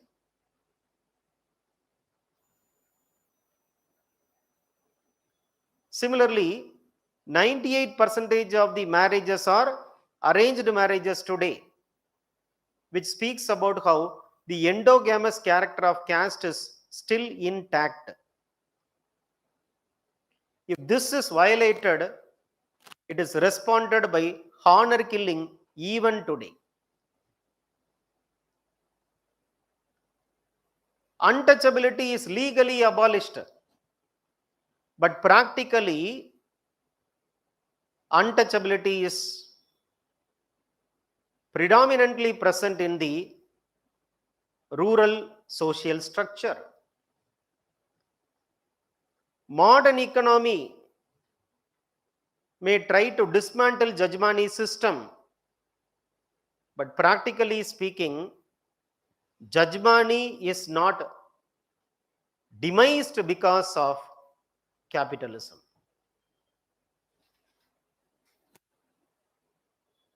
Even now, the social interaction is based on caste identity, which may have diluted in city, but it is strongly present in the rural counterparts. 70% of people are living in villages,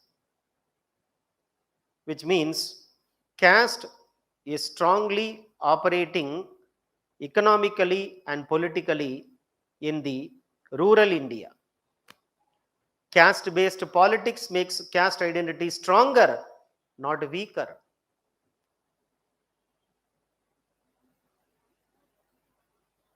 So, G.S. Gure is right in saying about the enduring character of caste system.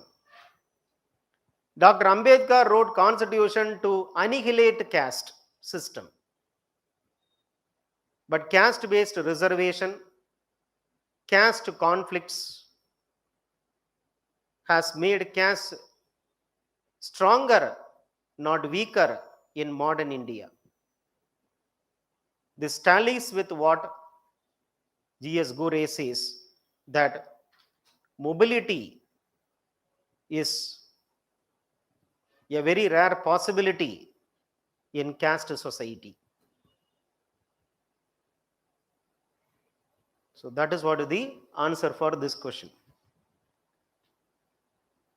5C, collective representations. Very straightforward question. What is collective representation? According to Emile Durkheim, the totality of beliefs and sentiments commonly shared by the average type members of the society is called as collective conscience. The segregation of collective conscience is called as collective representations. He writes about collective conscience in terms of the state, because for him collective conscience has a directive organ called a state.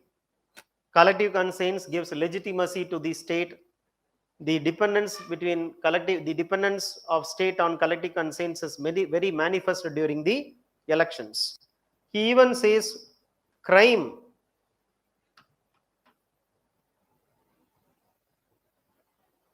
is violation of collective conscience.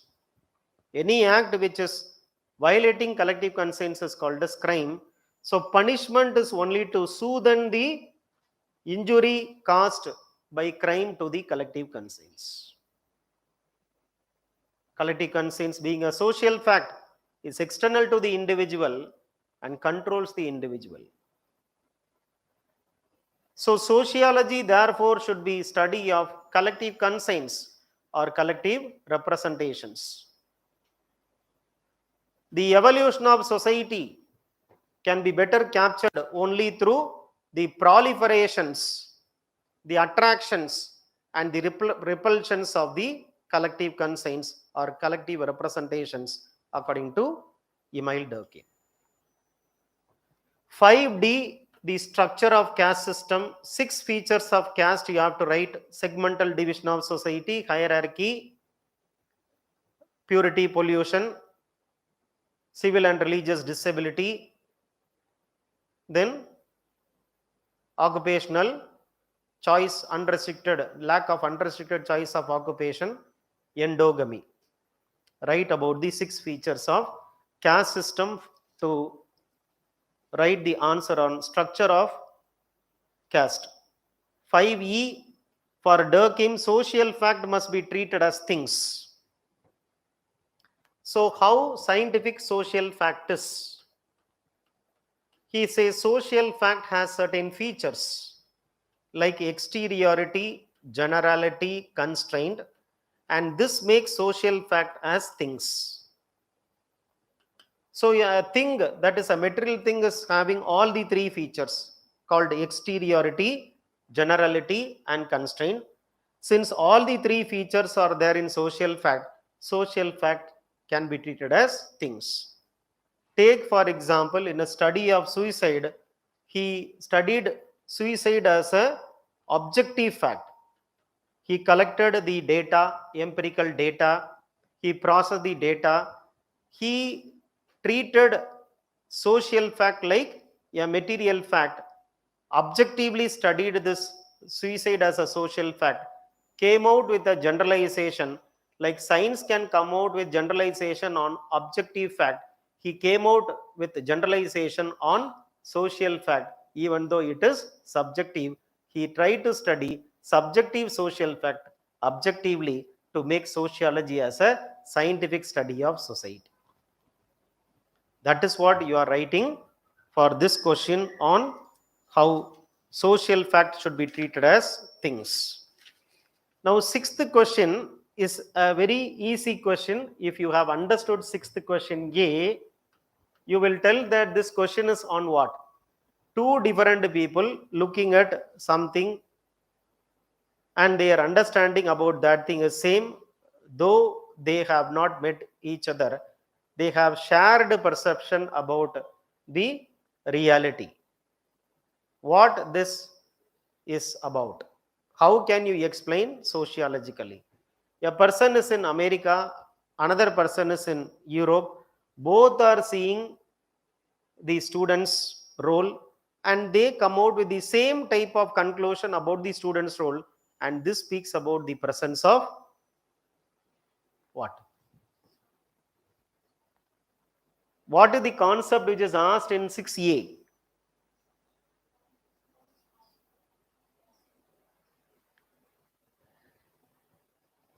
How can you explain sociologically?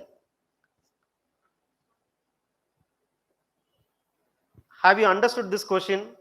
One is in US, one is in Europe. Both are describing the role of the student and both have come out the same type of description, even though both are unknown to each other. They have not shared the description between themselves. The concept asked, how will you explain sociologically? That sociological concept is what? Social fact.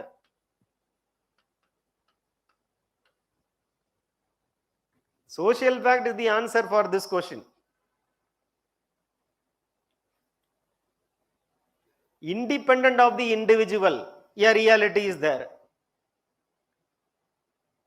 Independent of individual, if the reality is there, that reality is called a social fact. When you are asked to sociologically explain, use some social concept, sociology concept. What is that sociology concept? Social fact. So the answer for this question is social fact. If you write on social fact, you are answered. You have answered. So the students, for example, the students are talking in the class. 2 students are talking in the class. When everybody is attending the class, these 2 are disturbing. A student should not disturb the lecture. Is an expectation. That is norm.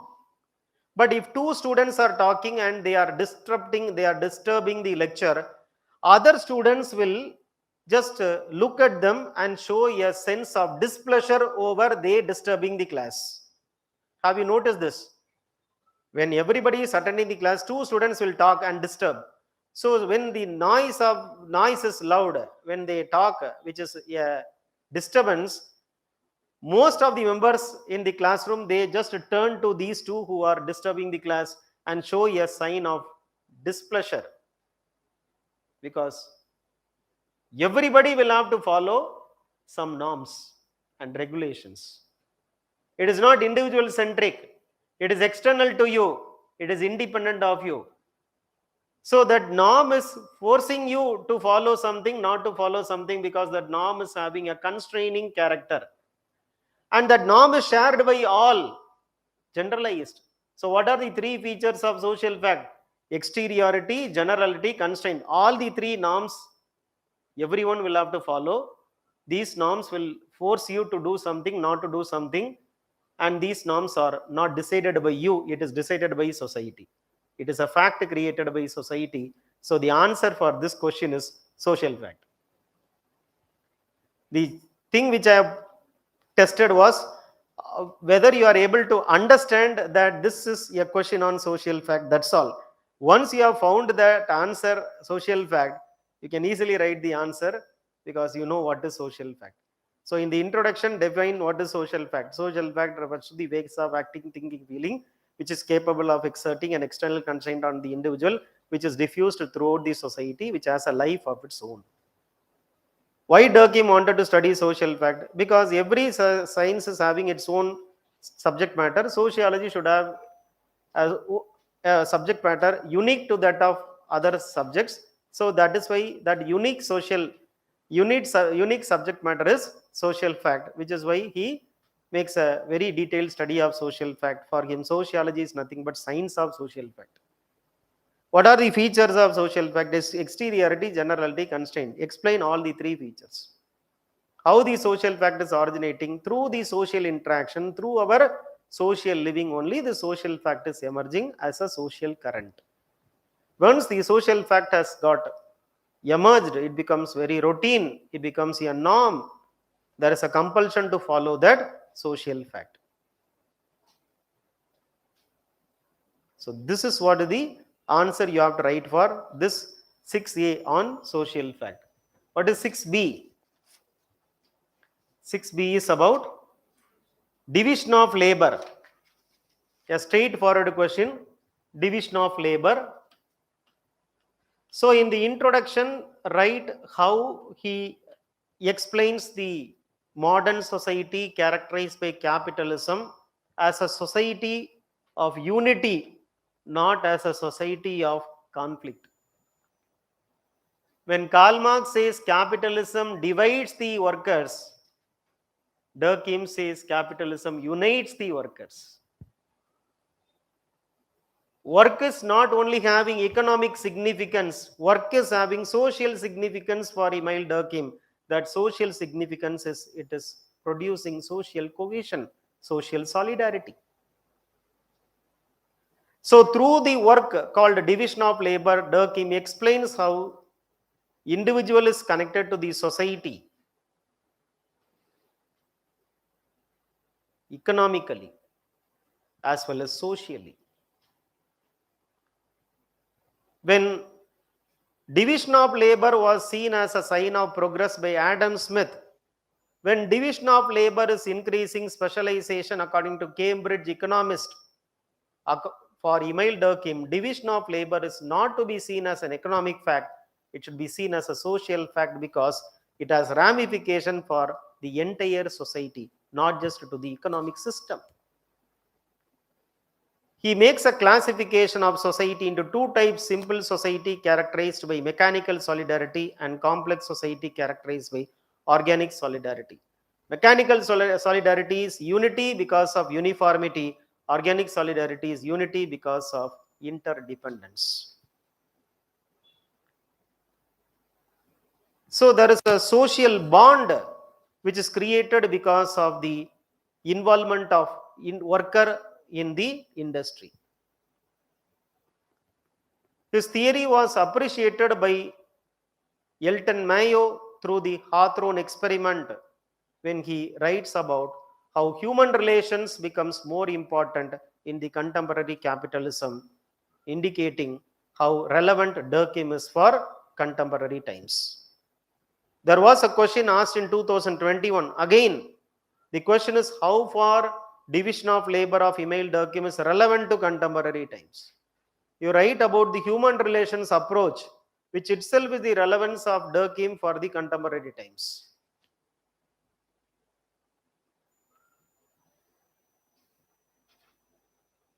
Right? However, he was criticized by Marxian scholars, conflict theorists like Max Weber, who says formalistic rationality is given importance than substantive rationality. Too much of rationality in complex society leads to iron cage rationality. Again, this question of iron cage rationality, iron cage bureaucracy was asked in 2021 mains.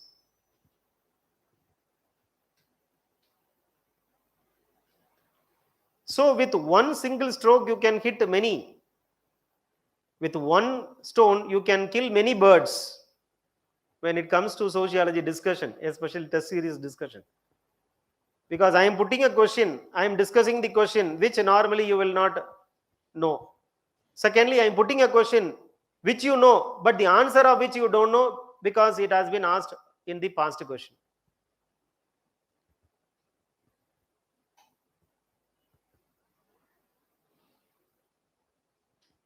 So when sociology becomes interdisciplinary, this test series also becomes inter previous year UPSC questionnaire. We are connecting through our question previous year UPSC questions. Inter UPSC questionnaire. For me, this sociology test series is.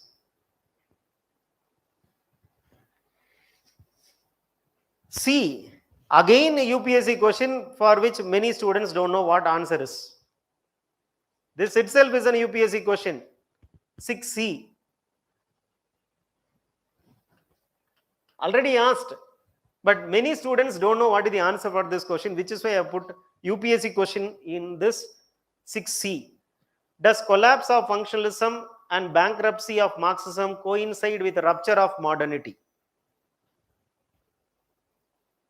What is the answer for this question? 2020 mains sociology. Same question was asked. For which answer is not known to many. Sir, what is this question? We are not able to understand this question only. Does collapse of functionalism and bankruptcy of Marxism coincide with rupture of modernity? What is the meaning of this? The question is about post-modernity. Because post-modernity comes as a criticism to modernity. Modernity comes as a criticism to Marxism. Or Marxism comes as a criticism to modernity, whatever. Neither Marxism is right, nor modernization theory is right. Who says this? Postmodernism says. So the question is on post-modernity. Anthony Giddens' postmodernism is the answer for this question. First, we will explain collapse of functionalism. Collapse of functionalism.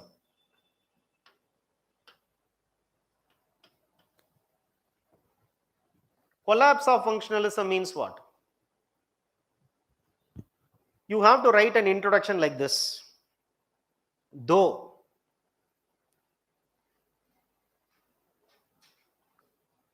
functionalism and Marxism are symbiotic, yet they are disjoint.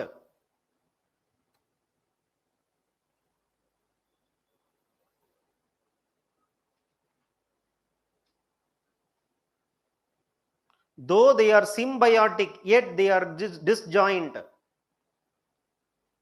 Both the perspectives are relevant in contemporary times.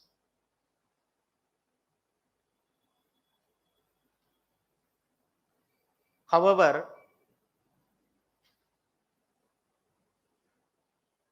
their relevance is also questioned by many today.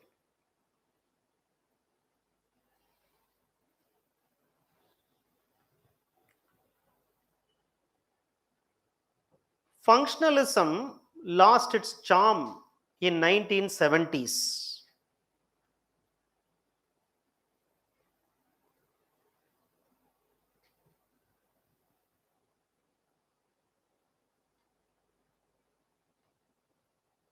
Which is called as collapse of functionalism.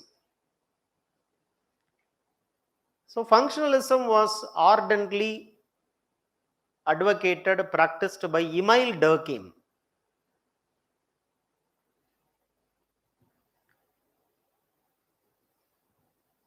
He wanted to study social facts scientifically.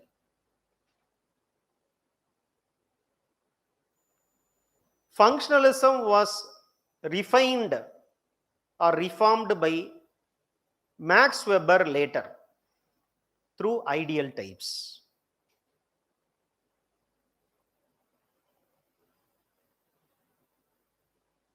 However, Parsonian functionalism, in its search for grand theory,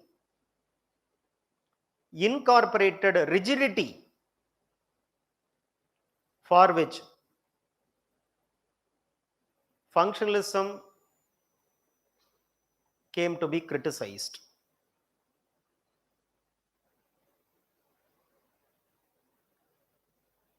In 1960s and 60s and 70s, functionalism was called as an empty castle.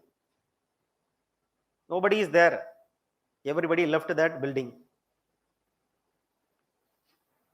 In an attempt to recodify functionalism, R.K. Merton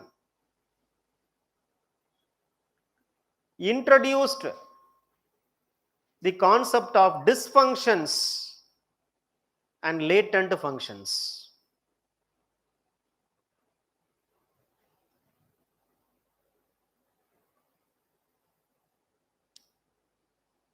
So functionalism by 1970s came to be criticized as vague and abstract due to Parsons. Also, in 1960s, the socio-cultural landscape became filled with many new political movements and the rise of neo-Marxism,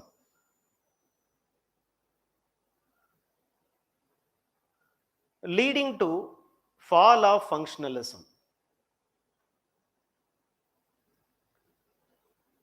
Functionalism was criticized because it assumes that every object is good for something.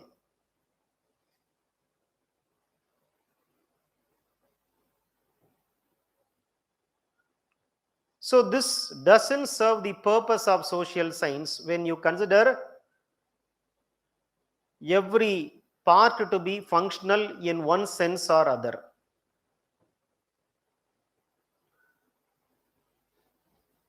Hence, functionalism was criticized to be very conservative, unable to explain social change.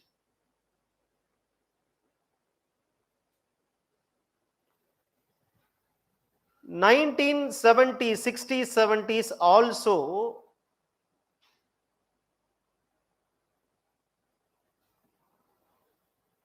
was a period experiencing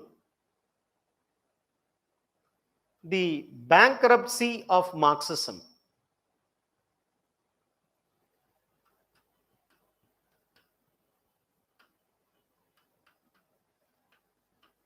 Why this period is called as bankruptcy of Marxism?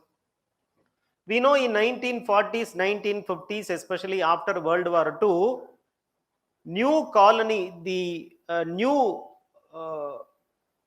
democracies started appearing. Decolonialization movement was picking up. New countries are becoming democracies, including India. And these newly democratic countries or new independent countries will have to now either follow capitalism of America or socialism of Russia. So in 1950s, some countries like India, unable to decide which one to join, started practicing non-alignment policy. In fact, India-like countries were focusing more on the socialist model of Russia selectively. So we incorporated selective socialism or democratic socialism, taking democracy from capitalist America and socialism from Russia. We had a synthesis called as democratic socialism.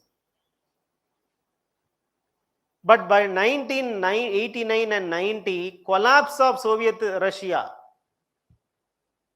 indicated bankruptcy of Marxism. On one hand, capitalism was criticized to be increasingly exploitative. On the other hand, Marxism is not giving a solution to the problems of exploitative capitalism. So it was a pure coincidence that there was happening in 1960s, 70s, one fall of functionalism, the other bankruptcy of Marxism. Limitations of Marxism was identified, pinpointed by a new approach coming out of Marxian approach called as neo-Marxism. So neo-Marxists replaced Marxian ideology of revolution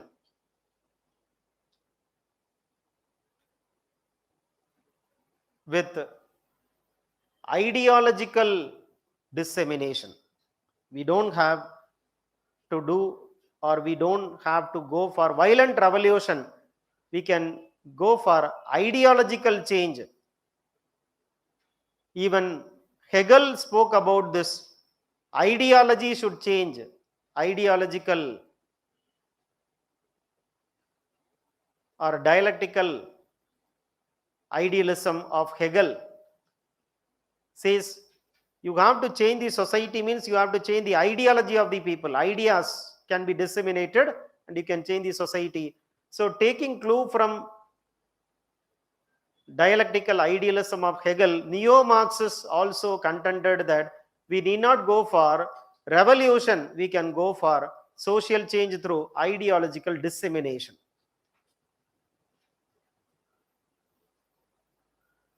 So critical school of Habermas, taking input from Marxism and Weber,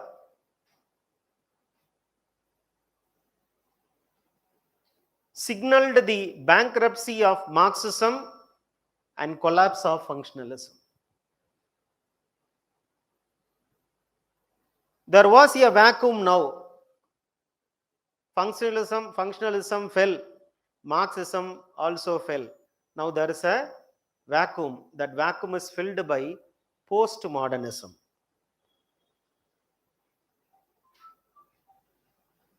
So postmodernism gives importance to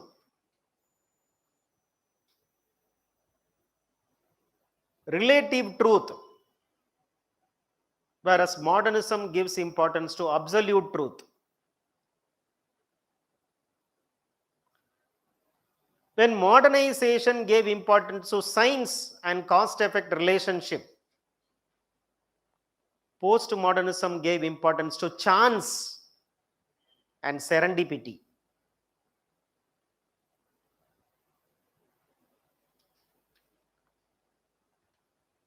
Lyotard, Jean Baudrillard,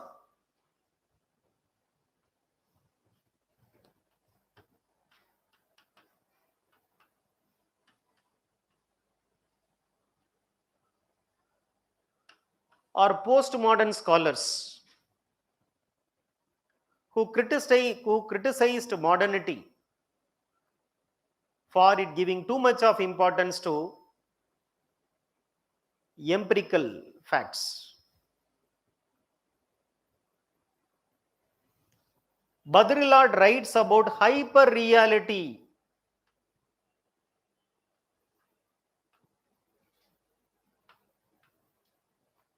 Reality is so fastly changing that what is real, what is virtual, that distinction is very blurred. What is real, what is virtual, that distinction is very blurred.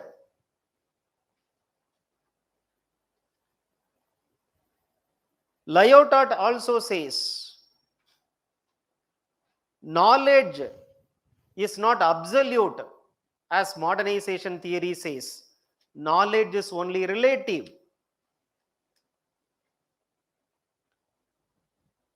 So when formalization was given importance by modernization scholars, postmodernism gives importance to flexibility,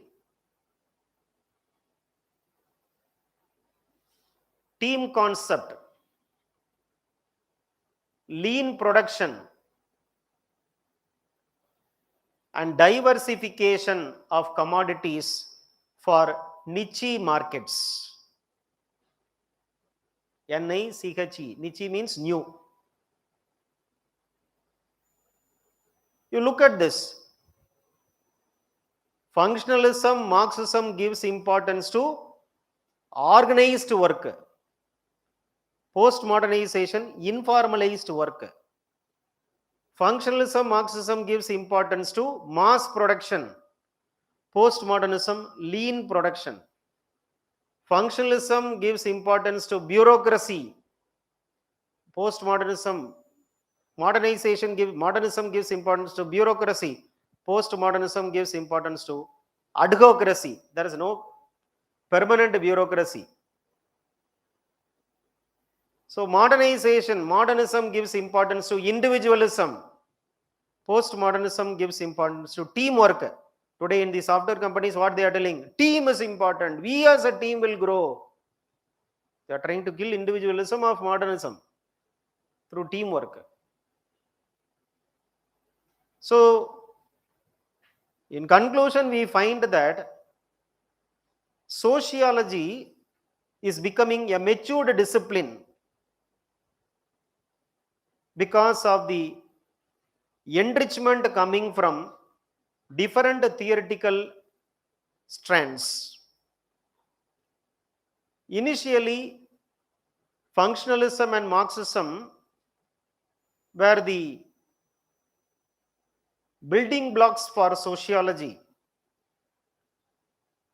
The completion of the structure of the building is done by postmodernism. So sociology today has become an independent, matured discipline thanks to the multiple perspectives which sociology grew within and from without.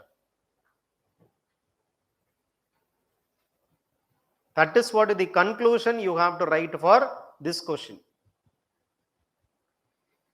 I am sure that out of 100 students who have written sociology mains in this year 2020, in that particular year 2020, hardly one would have found out the answer for this question.